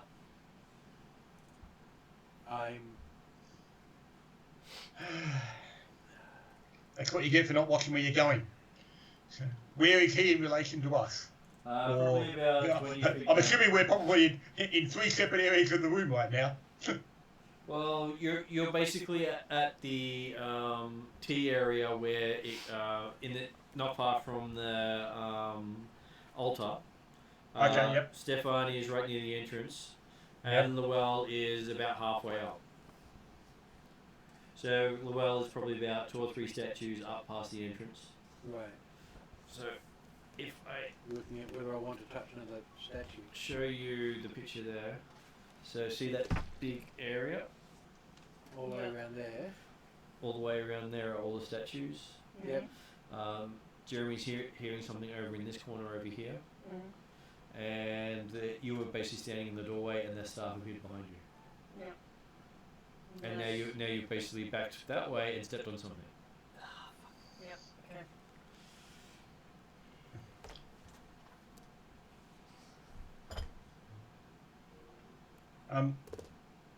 The calls for help, in the sorts of tones and drawl that we might expect from a long dead zombie. No. And not once did they request brains. Okay. Not even once. Maybe they were all after Brian, but they couldn't quite get the words out properly. Okay. Well, I will be just saying. Hang on. I'm sure we can get you out. I'm sure when Title says something just went click. Yep. At which point you worry a lot. So Toto, you look down. I'd like to look down and see what the fuck I've just touched. You've stepped on an arrowhead. There's an arrow sticking out from underneath your boot. Underneath my... Oh. Is it sitting sideways Yeah. or pointing upwards? Sideways. So you stepped on an arrow and it went click. Is the arrow attached to something? Well, currently your boot, you stepped on it. Is the other part of the arrow somewhere? Well, you can see the shaft sticking out from the other side. Wait, It's a miniature staff that suddenly appeared so it's going through my foot? No. with an arrowhead You instead of a stepped on it snake and head. it went click when you stepped on it. Oh. Okay. Can I kind of brush it off my boot? It's under your boot. Oh, so I need to lift my foot. You lift your foot up and it clatters a bit because you stepped on it. Oh, okay. Right. Kind of arrow is it? It looks like an arrow for a bow. It's nice and sharp and pointy. Okay, I'm gonna kind of take a look at my bearings quickly to see how close I am to the statues, kind of aim Give me a myself. perception roll. Fuck. I'm assuming that you recognise one of Pettidy's arrows and that it's not one of them. Why would I bother looking at your arrows? I've got my own stuff to think about, like curtains. Yes. That's an 8. That's an 8. Looking around, the one thing that strikes you as odd is that staff you're staring at so intently is gone. It slithered away. You knew it. I told you. The stuff's gone. You didn't tell us the staff would go away. But that's how I got there in the first place. I went outside to check what happened, and then I turned back and it's freaking there. So it snuck up on you. Unless you guys deliberately walked over as you were walking in and didn't bother seeing it, it appeared there when I walked out. Yeah, he's probably hiding behind that curtain over there, while Pettidier digs into his pack to pull out a crowbar. Yes. There's curtains in here? He just sort of gestured randomly. Do you want to look for those curtains? I don't know, I'm torn between evil stuff and curtains now. Oh, well, Invisible evil stuff. I will look after the curtains then. How about that? Fine. I will search them. I'll go hunt for this stuff. So, you go back to what you're doing normally anyway. Because you do know there were no curtains visible. So, what did you get on your... I got I assume this is a perception, a 17. So you're actually looking for the staff now? I'm looking for the staff now. I don't like the fact that it creep up this Okay. The staff will come to your foot. It just turned into an arrow. Now I'm going to look up it's above me. Okay, so, looking around, what did you get on your perception? 17. 17. Okay, you see one of the statues slide something out towards you along the ground. And you're looking down, and a one stops right where you're about to step next. So the statue moved and moved something. And a one just slid out into... A one? Yeah. And you also notice that the arrow is missing. Did anyone else see that? See what? This statue just threw a wand at me. Through. Well, pushed along the floor. The point is it moved and threw a wand at me. Yes, the statues move. We've already seen that. Yeah, but why are they throwing objects now? Maybe they're offering gifts? Yeah, because the World Hugs one gave, he made him smarter. These ones are trying to stab him with staves and wands. I don't think it's very gift giving. Stab you by pushing you on the ground? It's not very efficient. Flay, I guess, whatever term he wants to use. It's not polite. What, giving things without any expectation of return? How do we know that? This could be cursed. It wants you to pick it up because it's evil, like this place. Speaking of which, how about you come over here and help me lift up this stone so that we can rescue whoever's underneath it? Tell you what, you keep staring at this wand, and then I'll come over to you. Can I see a wand on the floor from my spot? No. Yep, I'm watching it carefully. Come over here, it's all safe. Alright, cool. I'll go over to Brayden. Okay, as you're wandering over to Pradier, there's a bottle just standing between you and him where there wasn't one before.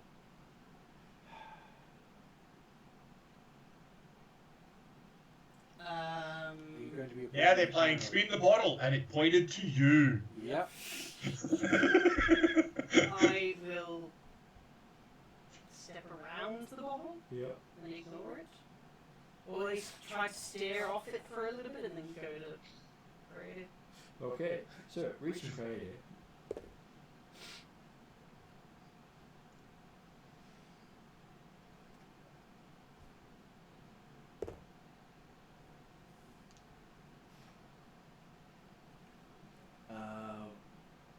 You see him at a stone. He's got his crowbar out. Looks like he's about to try to lift up the piece, the stone flagstone. Yeah. And give me. Wasn't it convenient? There was a crowbar right here on the floor for me. Yeah.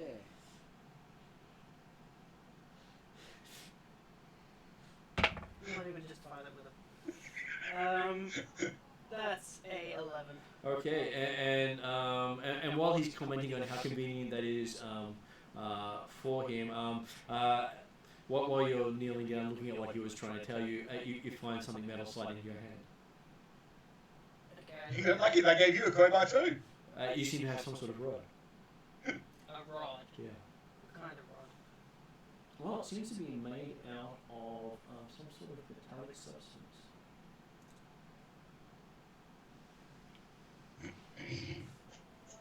You pick it up. Fool, what are you doing? Get over here. Well, I guess he found the crowbar, so I'll just shove the rod in and try and help him. Okay. Mm-hmm. I don't like it, but he said the magical crowbar. Was there any response to my saying, hang on, we're coming, we'll get you out soon? Yes, that they had stopped making as much screaming and bleeding. Okay. Okay, I'm not give saying me- that better or worse, but... Give me a strength check, and you have advantage. Oh, right, yeah. And you get +2 because you got help. Right. So, Llewellyn, Is you this want me to rolling it, or is it someone with strength rolling it? Well, technically, Tidal has all the strength, so he should probably roll it with advantage. Yeah, and the +2 for my health. Yeah, with his terrible, terrible strength. Well, your terrible strength is better than theirs. Yes, yeah, a lot. Yeah, Lou, Yeah. go and find the biggest, strongest statue and touch it. So that's a 20.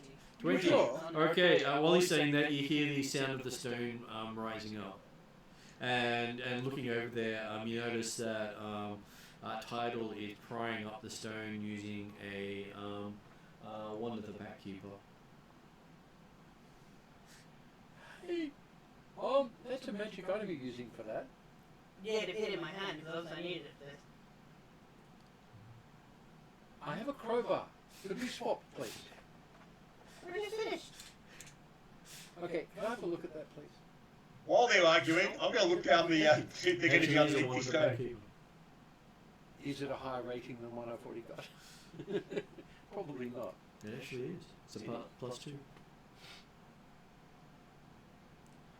You notice the one that you had is now gone. It makes an amazing crowbar. Better than the one I used to have. I now no longer have a wand of the pack keeper, and I now have this. Who's fault was that? You should look after your things more often. I did, yeah. I'm sure if you ask, you'll find it's always one you had. Quite probably. It's probably got my fingerprints on it. In the The dust. initials and initials as well. And you find that you're actually attuned to it too.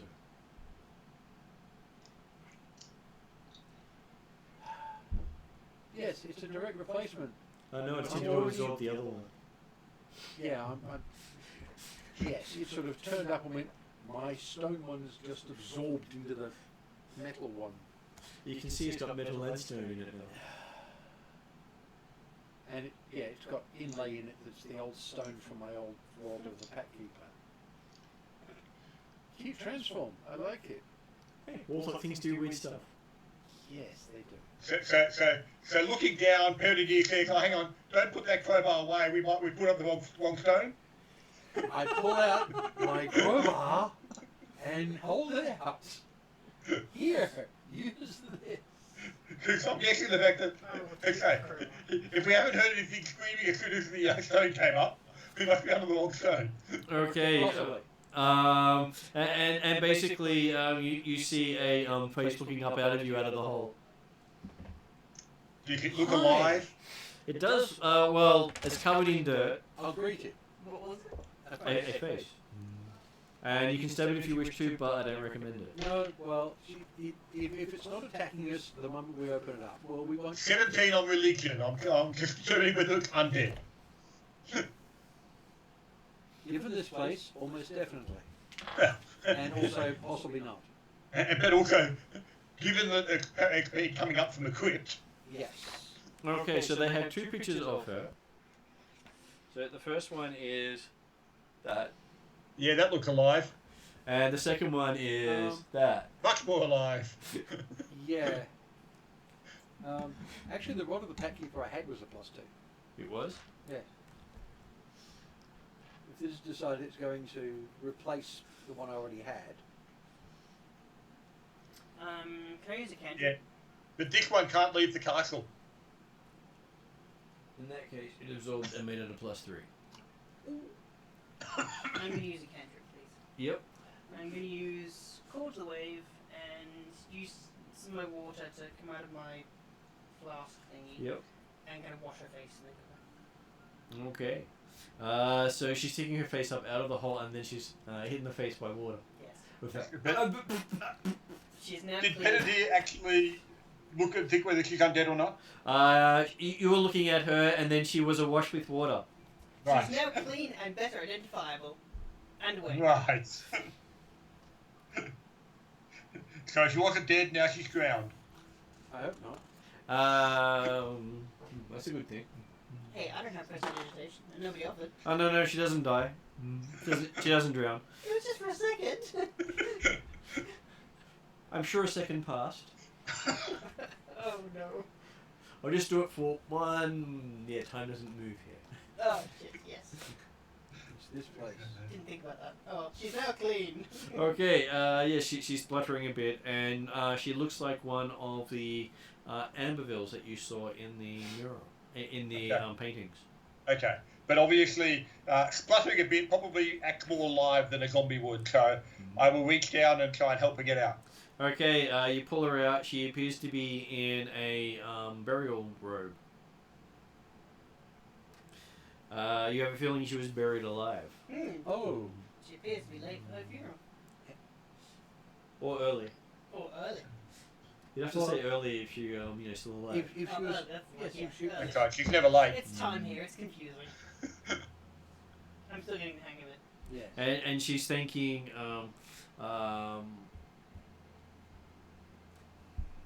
Definitely not me. Tidal profusely for saving her. You did. You're welcome. You took the stone off her face. And then you washed her.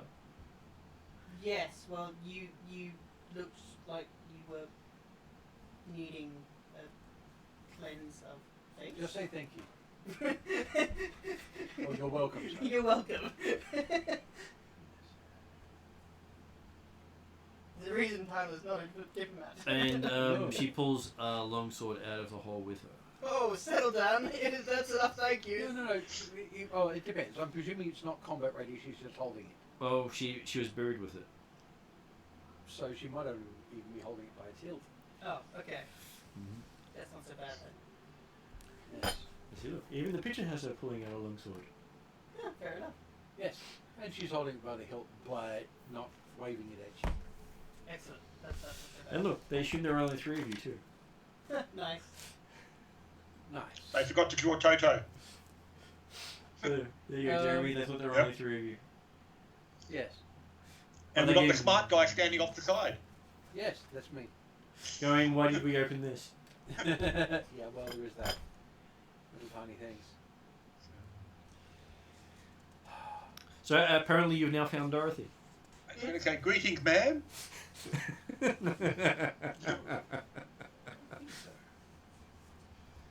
But she does have red shoes on. And I'm sure there's no place like home. Yeah, they can't take her home then.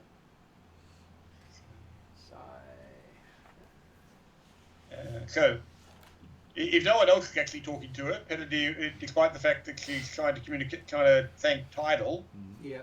obviously a good opportunity to start opening conversations. Yeah.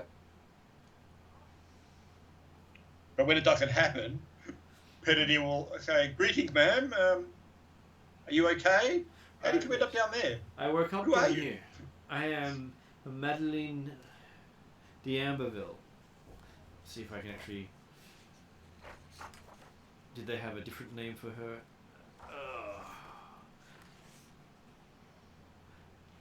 Magdalene d'Amberville. Magdalene. Alright. Which is actually pronounced Madeline. Mostly.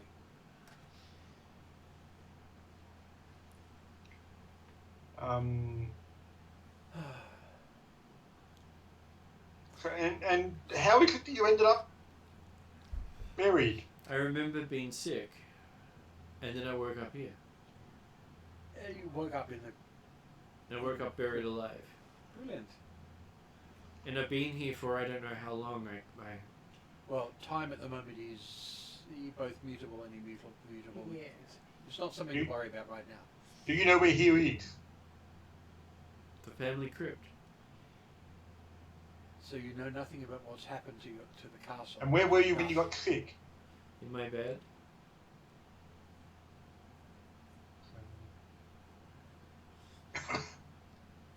So what was the family situation? You know how long you were in the sick castle for? when you went sick? I got sick. My Uncle Charles was going to look after me. He said to make sure I'm looked after. Right.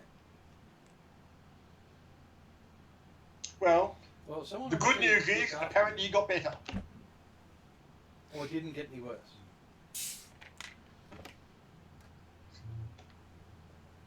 Do you know anything of the curse that appears to have befallen your family in this castle? What curse? We've been in Blantyre for a while. Well, Dorothy, you're not in Blantyre anymore. No. She sighs and goes, "There's no place like it." Unfortunately, it doesn't work. Yes. Yeah. This is where I Yes, just want very- heals 3 times ago. I want that stuff. I want that stuff. I want that stuff. Well, go and pick it up then. Don't know where it's gone. It's disappeared. Maybe it slithered away Yeah, probably. because you didn't pick it up. Yeah, and the bottle and We the were arrow told and everything else. that your brother Stephen was buried in the crypt. Or sorry, your family member Stephen was buried in the crypt. I believe. Do you know where or when he might have been buried? Yes, I think it was actually. Was it Stephen? I thought it was actually Charles itself. So let me see if I get that right. Yeah, it was Stephen. It was sorry. Stephen as in Etienne. Yeah, it was Stephen as in Etienne. It's that they use so many different names in here that getting them straight does make it confusing. Yeah. So yes, said Charles was the one who was looking after her, That's right, yes. Okay. and she doesn't know how Etienne was at the time. Etienne was still alive as far as she knew. Okay, well, Yeah. I guess it's a good news, bad news situation then. Good news, you're better. Bad news, he didn't make it. She says, "So does that mean his family curse actually happened?" He had a curse on his death? So what was the family curse in his case? Was basically going to punish the family if they killed him. That potentially fits the... It does fit the description of what we were told of what's going on. He died, everyone else is cursed. And apparently, to try and catch you up, my lady, apparently, yes. Your castle and at least a very significant percentage of your family are locked away in this timeless world with nothing beyond the castle. And yes, apparently we can still save Etienne and thereby break the curse. Do you know where he would be buried if he was buried here in the chapel or in the crypts? Yes. Was there a vault that was set aside for him?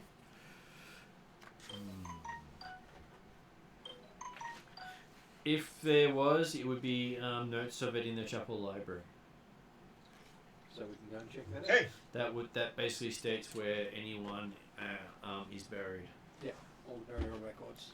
But as it happened before, I was Apparently after you died. After I apparently died, I never actually attended his funeral. Right. Which might be why I'm spared whatever curse had struck him. Because you weren't there. Yeah. So, and Perdity is privately thinking, wow, she thinks you were spared the curse? No, that's as much as she knows of arcane matters. She prefers to stab things. Yeah. One thing we noticed all these statues around here. Are they members of your family directly? Were they here before? Yes. Apparently, once in your life, they will give you a blessing or a curse. You haven't heard of statues chasing someone around just trying to get them to pick up an item. And once they pick up an item, they've given them their blessing.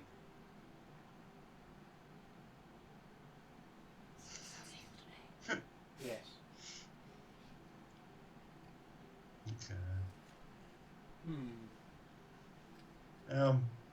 Well, yes. Blessings are all well and nice, but I'm not entirely certain I like the idea of curses in here. Yeah, curses might last forever. Are you suggesting that blessings won't? Here, where where time is being wacky, yeah, could be anything. And sometimes the reward doesn't really suit the person it's been given to. No. Well, especially if he palms it off to somebody else. Or refuses to pick up the first three.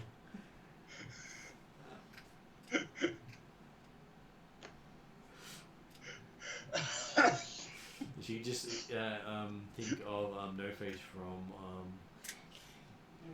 Yeah. Here, take this. It's like, I'm not touching that. Take this. No, thank you. No, thank you.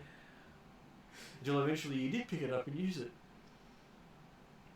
Yeah, well, that's because Kratos had a crowbar carried in his hand. I was like, well, this is a shitty crowbar, but it's metal, so I guess that'll do. Well, he doesn't know what metal things are. I'm not blaming him. It was a metal stick. Yeah. Yes. Now I Okay. have a very pretty metal stick. Slightly bent. No.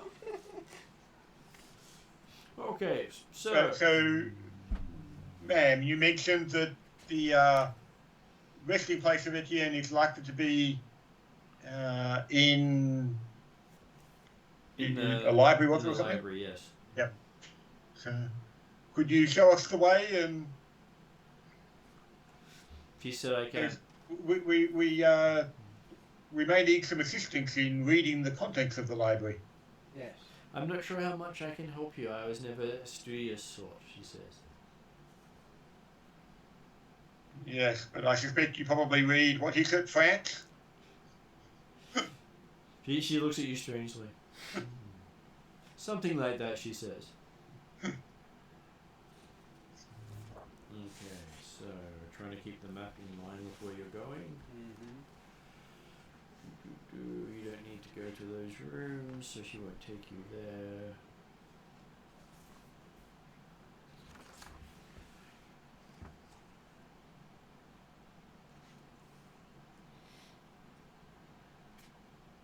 Okay.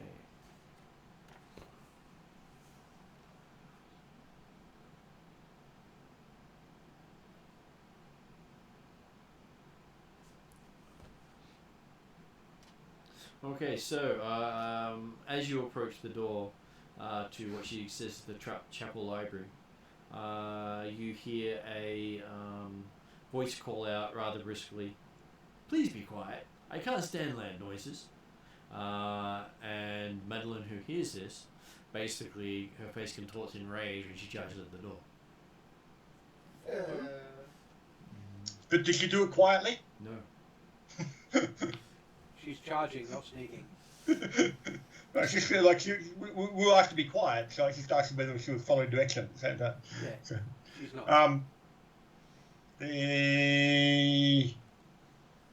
Well, I'm guessing her opening the door will activate initiative.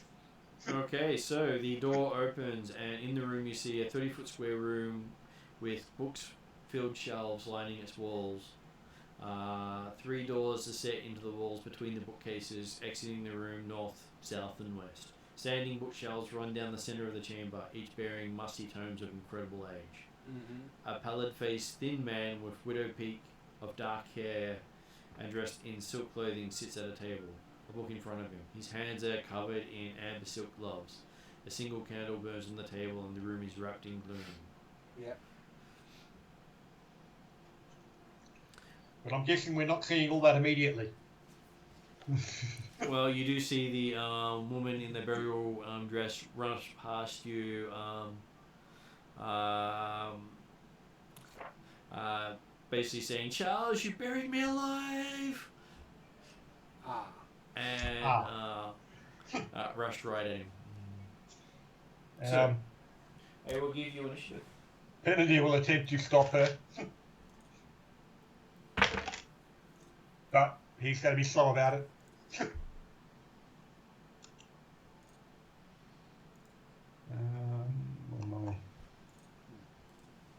Where am I? Initiative of 10.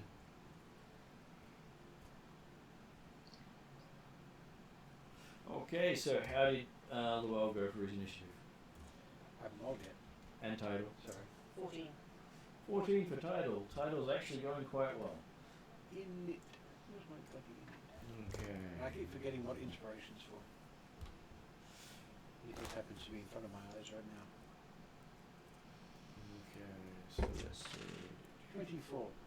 24. Sorry. So you'll probably be deciding the outcome of what happens?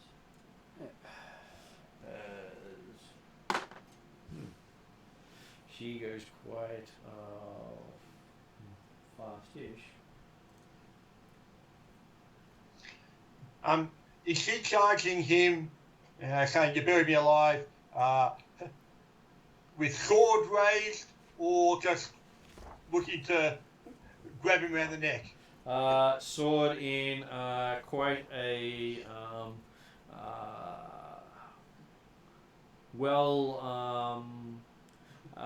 fighting stance.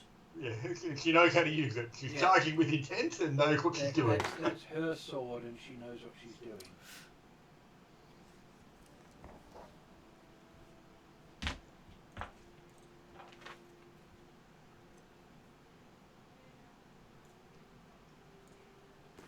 Okay, so looking out, as you open the door, burst in, charging, and she's in charging. You see Charles go, "Sister? I thought you were dead, sister." She's not. Must not be you. And then he cast a spell. As far as you knew, he buried his sister. I see he's eager to meet her. In death. Yes. What spell is he casting? Do I have to make an Arcana check? Yes.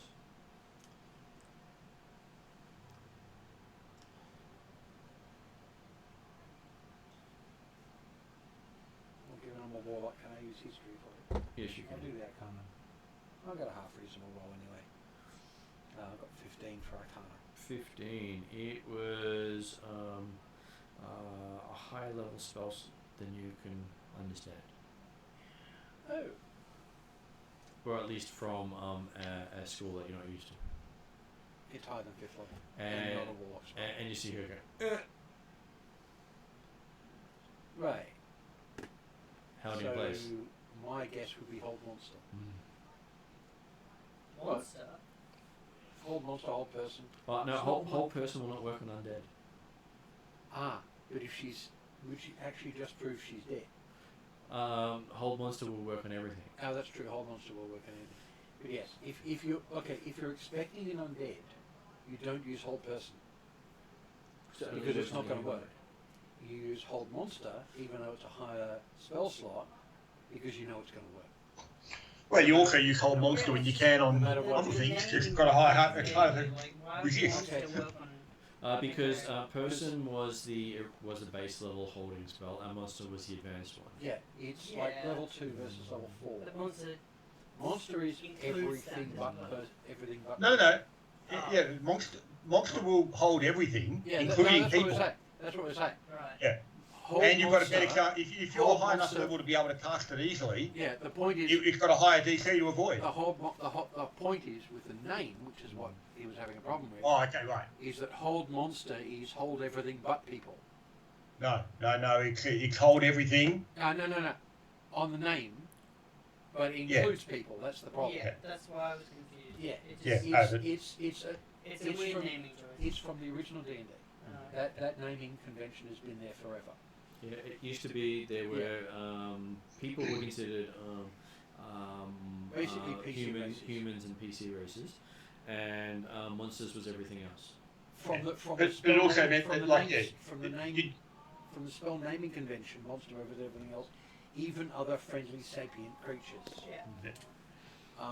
It also means it will affect things that are not intelligent enough to be people, which old person, won't. Anyway, we'll find out whether we'll find out whether it works on this person or thing or monster. Okay. Or whether she gets there first before he actually gets the spell off. He did get the spell off, and she did freeze in place. Oh, okay. And I don't have. He rolled a natural 20 on his initiative. That'll do it. Yeah. Well, And hey, he knew we were coming. So did I, but And then he's she gave obviously more got a high. warning. So have I, but he's obviously got a high dex than I do. Apparently, he's serious about people being quiet in the library. Yes. Okay, so I'm not going to cast anything at him. I'm going to. You can see he's got his hands he's trying to hold the person in place. Look, we can talk this out. There's no need to do any harm, and I'll get between her and him. Mm-hmm. And then and over my shoulder say, let that go. I'm having visions of the Gamers 2 and the Higher Bards. They had one held person, and when they were let the whole go, he swung right where the other person was standing, and always seemed to hit the bard. Yes. Well, okay. I'm going to be between them, but not where her sword's aiming. That's a better choice. That's why I thought I didn't even mention that. Yes. Or actually, even better, stand close enough that her sword is past my shoulder. Are people aware when you're on a whole person? Into me. Well, actually, no, because whole person, she's going to not be running at the time she's released. But also, whole person, they can still see, hear, and be aware of their surroundings, are they not? They can, yes. They're conscious. They're So conscious, potentially you but can try and paralysed. talk her down before you release the spell. Oh yes, exactly. but I've already basically done my talking for this round. Yes. Okay, so it's her go. You can hear moaning complaints coming from the. She's not happy about me being in the way. Not being that. held. She's gone from being trapped to being expelled. Yes. Yes. And of course, being held, I can't see where she's looking because her eyes are going to be still in the same direction. Yeah. So, title. There is a moaning complaining statue for sword. There is the well standing up close and personal to it. And It's another statue that wants to give you something. And there is a wizard doing a weird sort of gestury thing towards the statue. I'm going to walk over to the desk and see what's on the desk and just go, you guys got this. Because I can't dynamicize, but... And if it turns out he's in the middle of doing something evil, we can blast him. Yes. But apparently Llewell's decided to diplomatise, so I'm going to go, not my area of expertise, I'm just doing something else.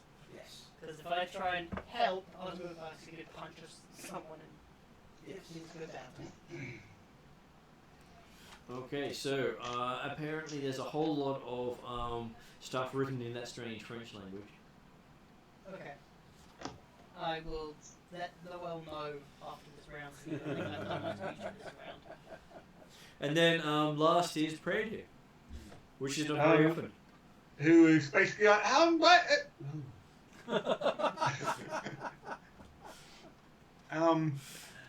That's what you get for opening the door. That's right. Well, she opened it. I was just not ready. I'm not used to other people opening doors. It's a new concept. No, that's true. He's usually in the front, sneaking. Okay. Or holding the door open when you're going to ready to blast through it. That's right. I will move forward to this gentleman and ask who is he and what have you done with Madeline? Or to Madeline. I am Charles de Amberville, the supreme mage of the Amberville family. I'm the greatest Charles Amber you'll ever meet. Very much so.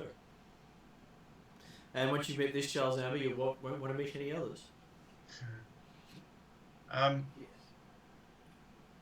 Your sister appears unhappy with you. We've just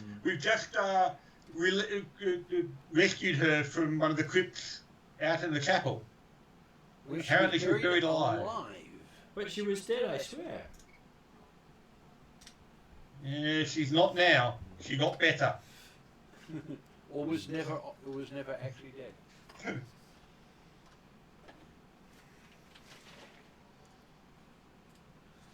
Someone has played with your perception. Can she hear us? She can hear you, and she's also moaning and complaining. Always magic is as good as he thinks it is. Well, it's holding Don't it. tell him that. Are you saying that you thought she was dead, and that's why you buried her? I thought she was dead, yes. You did not want her dead? I did not want her dead. How long ago did you bury her? I buried her the same day that my brother was buried. So same day Simon was Stefan was buried. So earlier this morning then? Early this morning and therefore several years ago. Something like that, yeah. Well, we're at midnight at the moment, so therefore... Only inside the chapel. That's what I mean, right now we're at midnight, so therefore it was earlier today. That's Earlier right. this morning. And I I've will been look over hearing it. voices the entire time. I will look over at Madeline and... Voices? Yes. Like what? Whispers in the dark. He sort of, even if you just faintly whisper something, he seems to hear it clearly. And he seems to wince every time you talk normally. Ah, okay, so yeah, we'll be quiet. Well, at least I'll be quiet. That was probably Madeline you were hearing. It was just restless spirit. No, it was a restless person. Well, actually, it's possible that the statues out there, which are sort of alive, because one of them grabbed my hand, they may also make noises. Well, no. I heard Madeline, that's how I found her. You never heard the statues make any noise, even when they were given items. Is it still gone though? And now it is. Still in rounds. Oh, okay. I was confused by the talking. It's just everyone's using talking actions and nothing else. Right, okay. Except Stephen, who's holding the spell in place. Yeah. And she still hasn't broken out. And so, what Title like to do? I'll just get out there's more of that weird frog language here. You hear tut from the child. Don't speak it, I'm sorry. Frog language? Frog language? I'll turn you into a frog.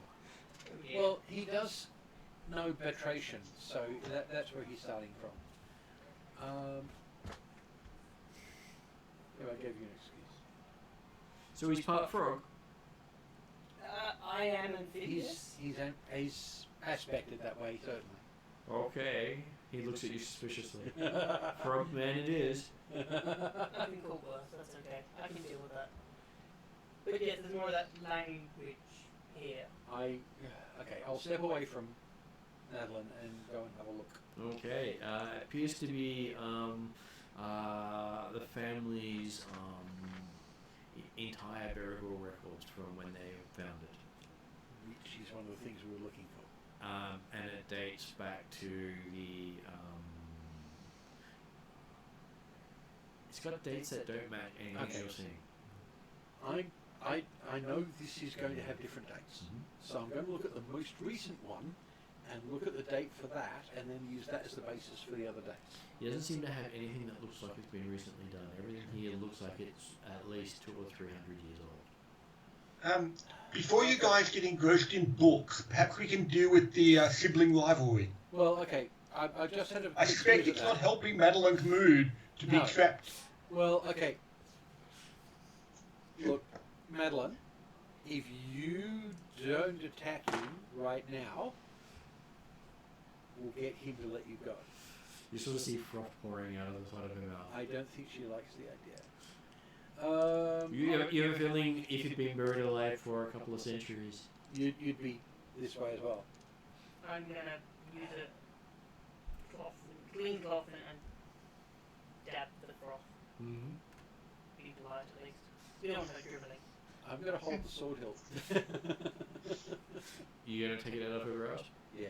Strength check. If I can. If not, I'll just hold on to it. So when she actually starts swinging, she's got me to pull her. Well, she can't really oppose it, but it's whatever strength he had as I her know. strength. I know that. That's the thing. If I don't break it, I'm just going to hold on to the quillons. Mhm. Because my strength checks aren't that good. If you really want, I could. Okay. I don't even get to hang on to the quillons. What did you get? You grabbed the blade. I'm not that bad. That's just to grab on well. With my strength modifier, I got a 1. You got a 1? With the modifier. With the So it's not a modifier. natural 1. Not that it matters because it's not an attack check. But Okay, so you seem to stumble onto her as you go. I apologize. Is she now fallen over, or is she? Yes, she's now fallen over. Okay, I will help you both up. Do I roll strength for that, or just? Well, the thing is, she's paralyzed, so she has no control of her limbs. Well, obviously she needs help. You, on the other hand. And the sword sort of stuck out like that on the ground while she's on her back. She's Charles, a is it? chiropractor at this rate. Yes, it's Charles. I'm holding the spell. Well, perhaps you want to be trying to explain, you actually try and talk her down. She doesn't seem to be all that happy with you. She doesn't look like she wants to listen. You're the only person she's going to be listening to at this point. She never listened to me. I have an idea. What? If we can't take the sword from her, we can anger her so she's facing outside the door. She's already on her back. She's lying down on the floor already, so she's already in a disadvantageous position. Plus, she can hear everything that's going on, so she wouldn't just charge outside. Perhaps if there's some way of calming her emotions. Which is, yes, okay. I will. Do you have that magic? He said. I mean, I will try. Llewell does Fawn's impressions. Okay, so. Well, perhaps we can try and find a way to restrain her without actually having her paralyzed. Well, having her lying down is a good one, but yes, temporarily See, we'll sleep work on her. tying her up is going to make it worse. Well, at least she can move. She's not actually stuck. Yes. Yeah, but that's why we were able to angle outside the door. She'll run outside, we close the door, and she can The bang problem, on the no. door. The thing is, the paralysis means that she's not going to finish the action that she started. It's going to be new actions. She's already planning other action, which is why she's able to say. Conscious. Well, there you go. I learned something new about this magic today. Yes. So tying her up may be the only thing, or at least I can tying send her so she can't get to Steve. He says I can send her to sleep. Well, that might be a good We're gonna start. hear her side of the story. I'm sure her side revolves around stab, stab, stab, stab, stab, and The other stab. thing is, if she's asleep and not paralysed, then getting the sword off her is trivial. And also, we've already heard her story, side of the story. She was sick, and then she woke up in the grave And she because her brother was looking after her. And yeah, and him looking after her involved her putting her in a grave because someone faked her death. Or apparently, and I'm looking across at Charles at this point, saying, apparently he misunderstood her illness And Well, she wasn't breathing. yes. There are potions that'll do that, but yeah.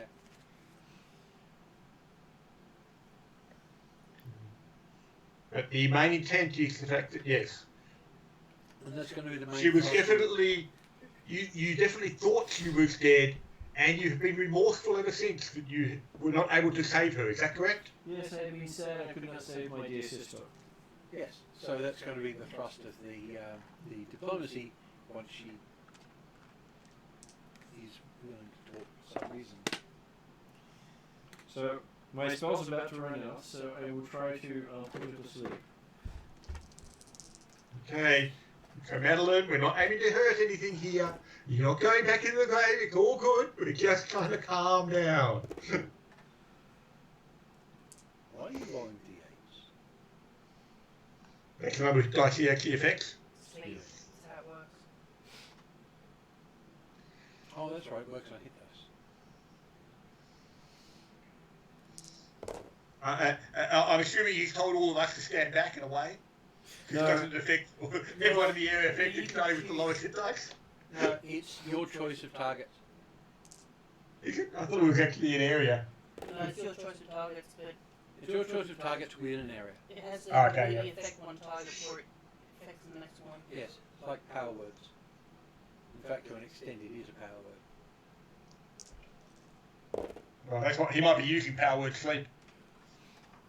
That's yeah. Okay, so... You say he was the greatest next user of the Diablo family. True. Is I'm assuming it, they've got some pretty impressive ones. I'm sure he was the greatest Charles. Yes. He was Okay, definitely the greatest Charles so they ever had. how many hit points does everyone have? Because, you know, unfortunately sleep affects the lowest hit points first. Which is why I was saying, yeah, they told us to get back first, yes. Stand back. Yeah. 52 for Pellier. So Parody will not be the first. I also have 52. Then you'll definitely not be the first. It's now between Title and Madeline. What's your maximum hit points? Well, it looks like I haven't updated my It's not maximum in his card. Oh, it is. It's got your current hit points. What, how much? 49. 49, apparently he's Madeline. So Madeline goes to sleep. Is there enough hit points left over to capture the title? No, because she had 36 and he rolled 55. Right. He burnt a 4th level spell to cast sleep.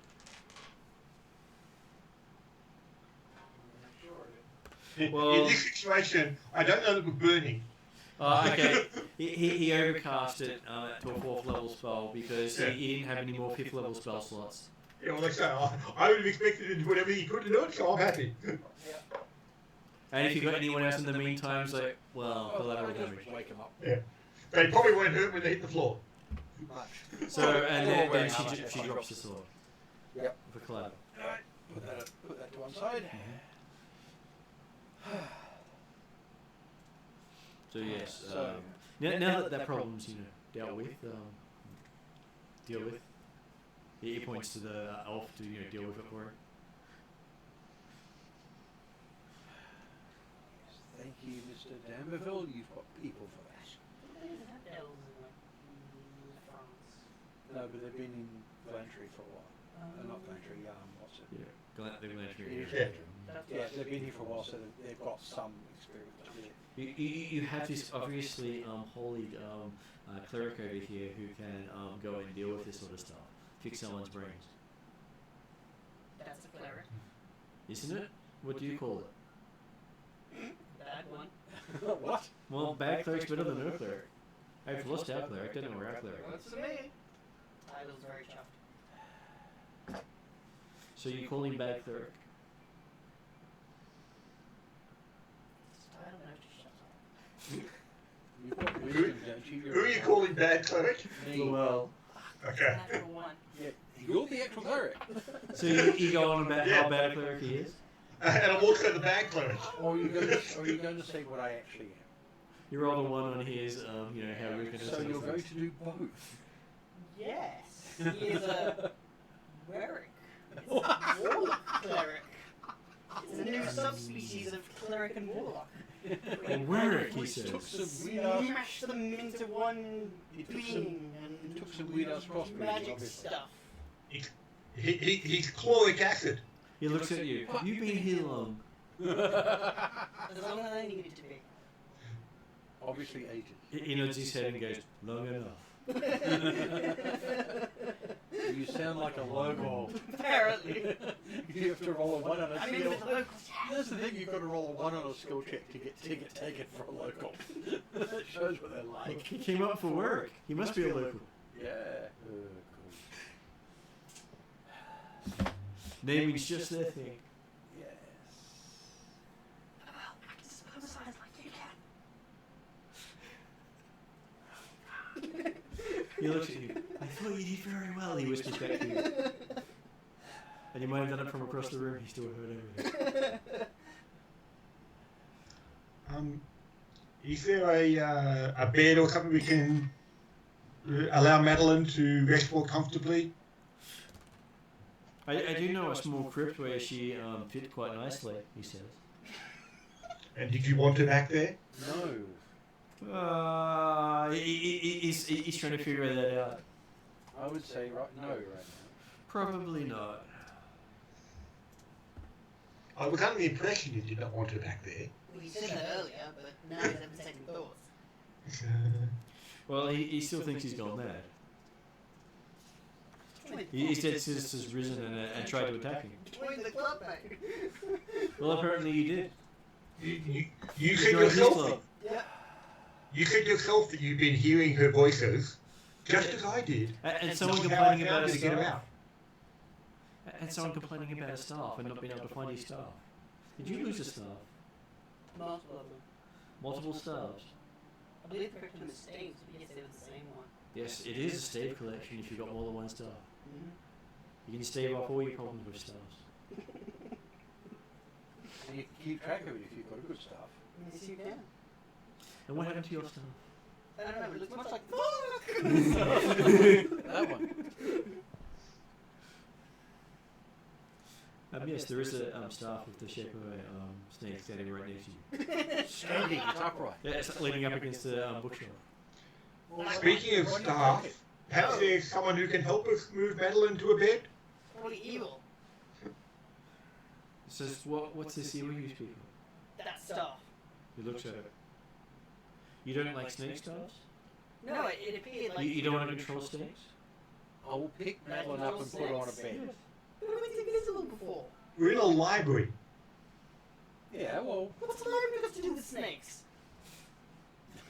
What doesn't it have to do with snakes, he says, as he does that really, soft, creepy voice. Libraries have to do with everything, that's the point of them. You and your books. Snakeskin makes great parchment, he says. You can have the snake stuff of doom. I know, they said she kept trying to give it to you. You mean in that you case, mean take it. you mean you don't It's speak yours. parcel tongue? No, I don't. It's yours. Why would I want There it? was a description earlier of someone who's being chased by a statue until they took the item and it presented to them. Yeah, but we Right. found out these things are blessed or cursed, so that could be a curse. It could be blessing. Could be a curse. Could be blessing. You touch it first. I already did one. Do another one. They never give items as a curse. Says who? The statues. And history. You talk to them. No. But history of dealing with the statues has been happening for quite a long time. If they give you items, you have to accept an item. You gave up your own. They're unhappy with you. Random question here. Who in your family line had the idea to have statues give blessings and curses? Some loon. He pauses for a moment and thinks. And because, time doesn't sort of stand still here, it's going to be a while. Just take it. Never mind. Fine, I'll take the stuff. Okay, you pick it up. And I put it back down. And you put it back down again. Am I dead? No. Wraps itself around your arm. No. Title the snake dancer. Yeah, it makes me dance the snake while I'm freaking out. Yeah. I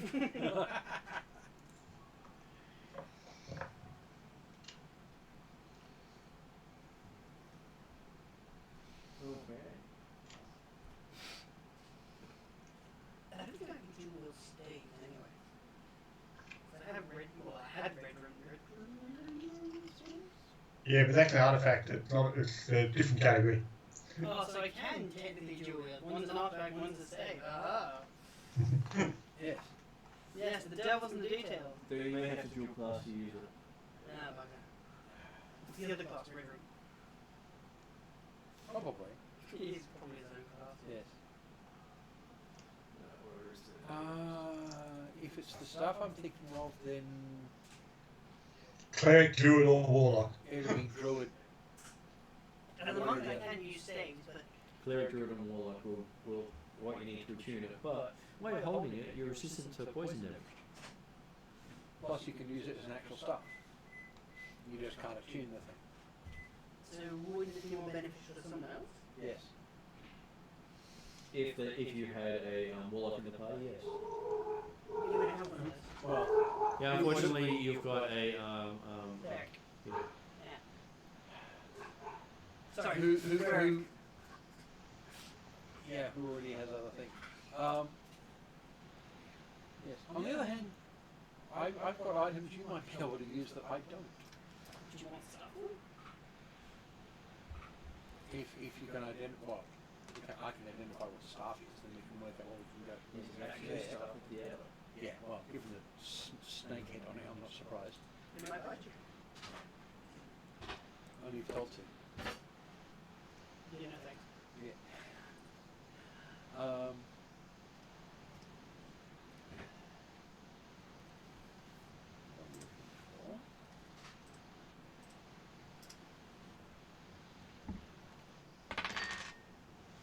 Okay.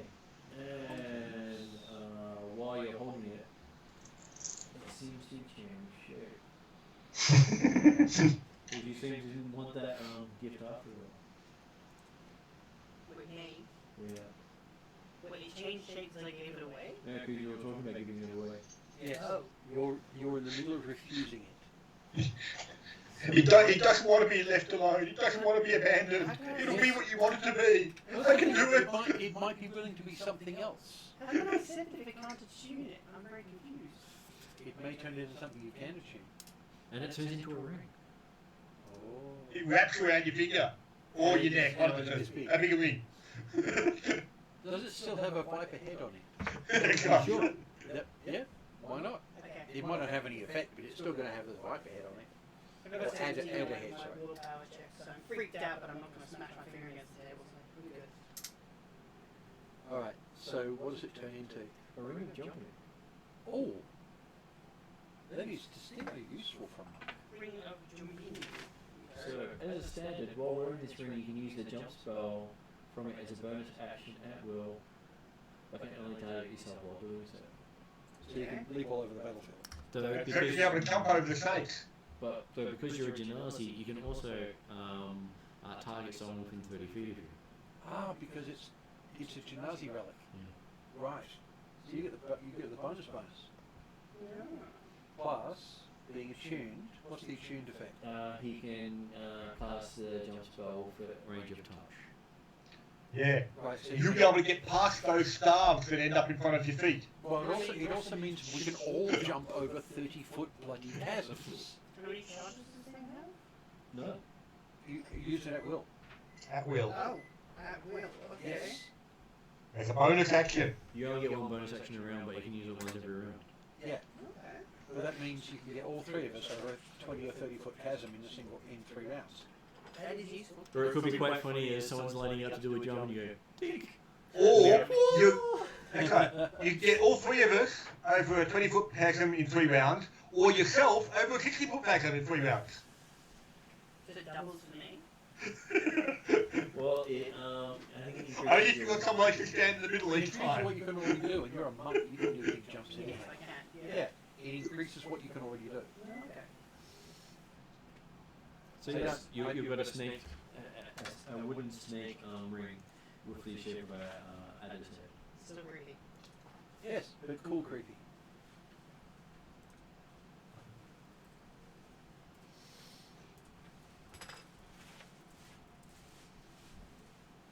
and you thought those statues were bad.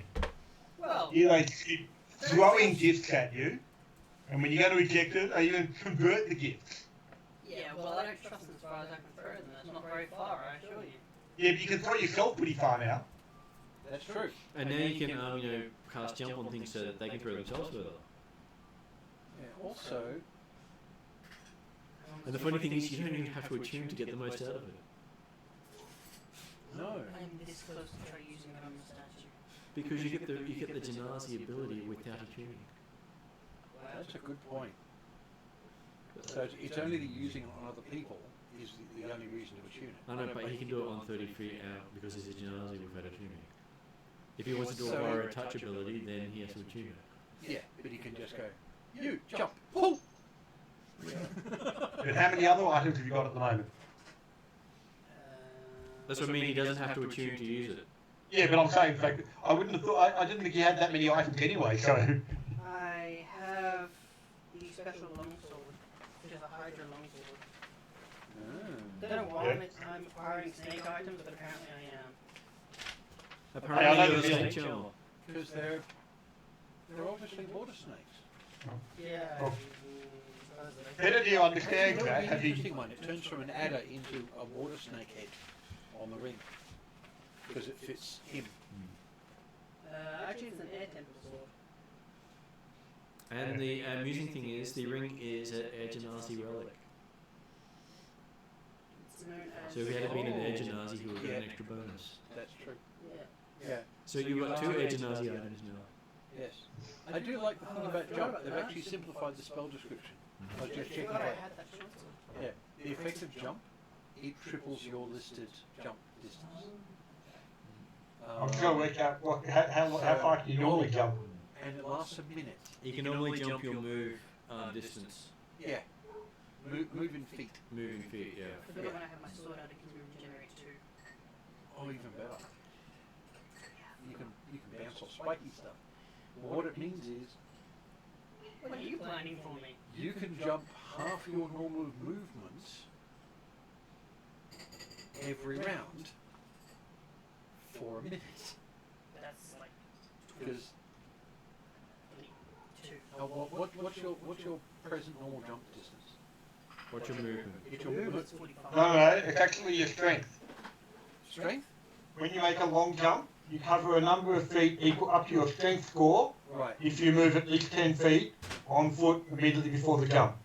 Right. When you make a standing long jump, you only get half that distance. Well, my strength is shit. It's +1. So, No, it's not +1. Your strength is 12, is it? 10. it's 10? I thought it was 12. I thought you had a +1. That was somebody else. Oh. Alright, so what's his actual broad jump distance? So broad jump then is 10 feet with a 10-foot running start, or 5 foot without? Okay. without. So you can jump 30 feet What's vertical? with a running start. What's vertical? Vertical is you leap into the air a number of feet equal to 3 plus your strength modifier if you move at least 10 foot. A standing high jump is again only half that. So the high jump distance is only 3 feet. Yes, but with the jump spell going, It makes it becomes 9 9 feet. feet. Yeah. Plus your reach. You can go straight up a 10-foot wall without trying. And your GM might allow you to make strength athletics jump sets to jump higher than you normally can. Yeah. Well, And you can extend your arms half your height above yourself during the jump, Plus, of course, so that you can reach effectively jump like 1.5 times your I own am height. trained in athletics. you're trained in athletics. You can also use your spear or staff as a vault. Oh, okay. Probably to get an advantage on the jump. To get an advantage on the jump or whatever.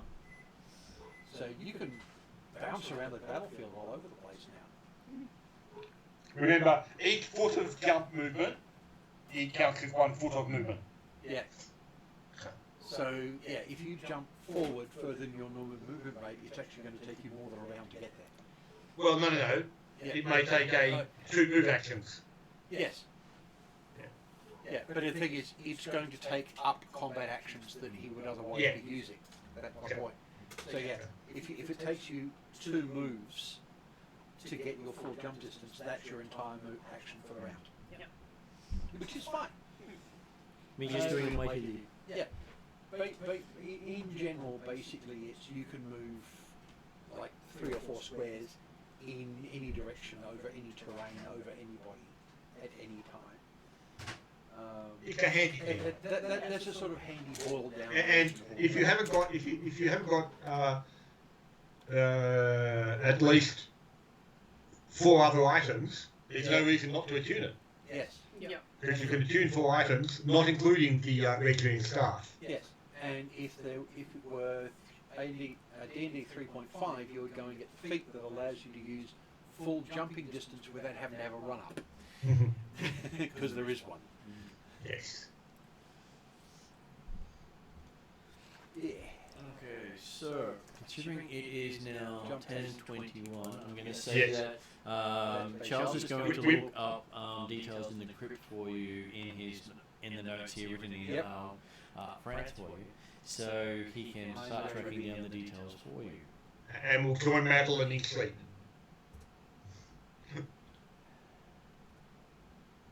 Well, considering you don't actually need to sleep, you don't feel the effects of exhaustion. Yeah. She's only asleep because she's. And because there's no time passing, the spell doesn't run out. Yeah. Yes, actually, that's a good point. Well, that makes things simpler. Which means that when we want to talk to her, we just wake her up. I've got time to learn calm emotion, of course, whatever the equivalent is in Pisshead. Yes.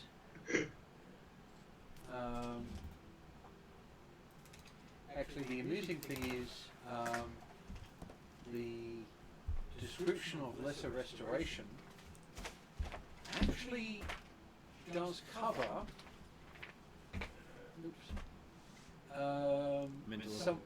somewhat, well, not just mental illness, but also any condition, which includes being enraged. Yeah, I have a feeling that Lesser her restoration will enrage actually is not so much take down a rage, berserker. it's probably more insanity, like the rest of the family. There's that. Okay, so I will touch up the ring of jumping because the ability of the Genasi will be modified slightly. So if you can use it without attunement and not need to attune it, it seems a bit strange. So if you're going to attune to it, I expect it to be something else. Yeah. Just out of curiosity, Martin, Yep. did you decide to do that such that you're working on it right now? No, I'll do that later. Because I just tried to open it and it said, oops, an error occurred during connection to WordPress.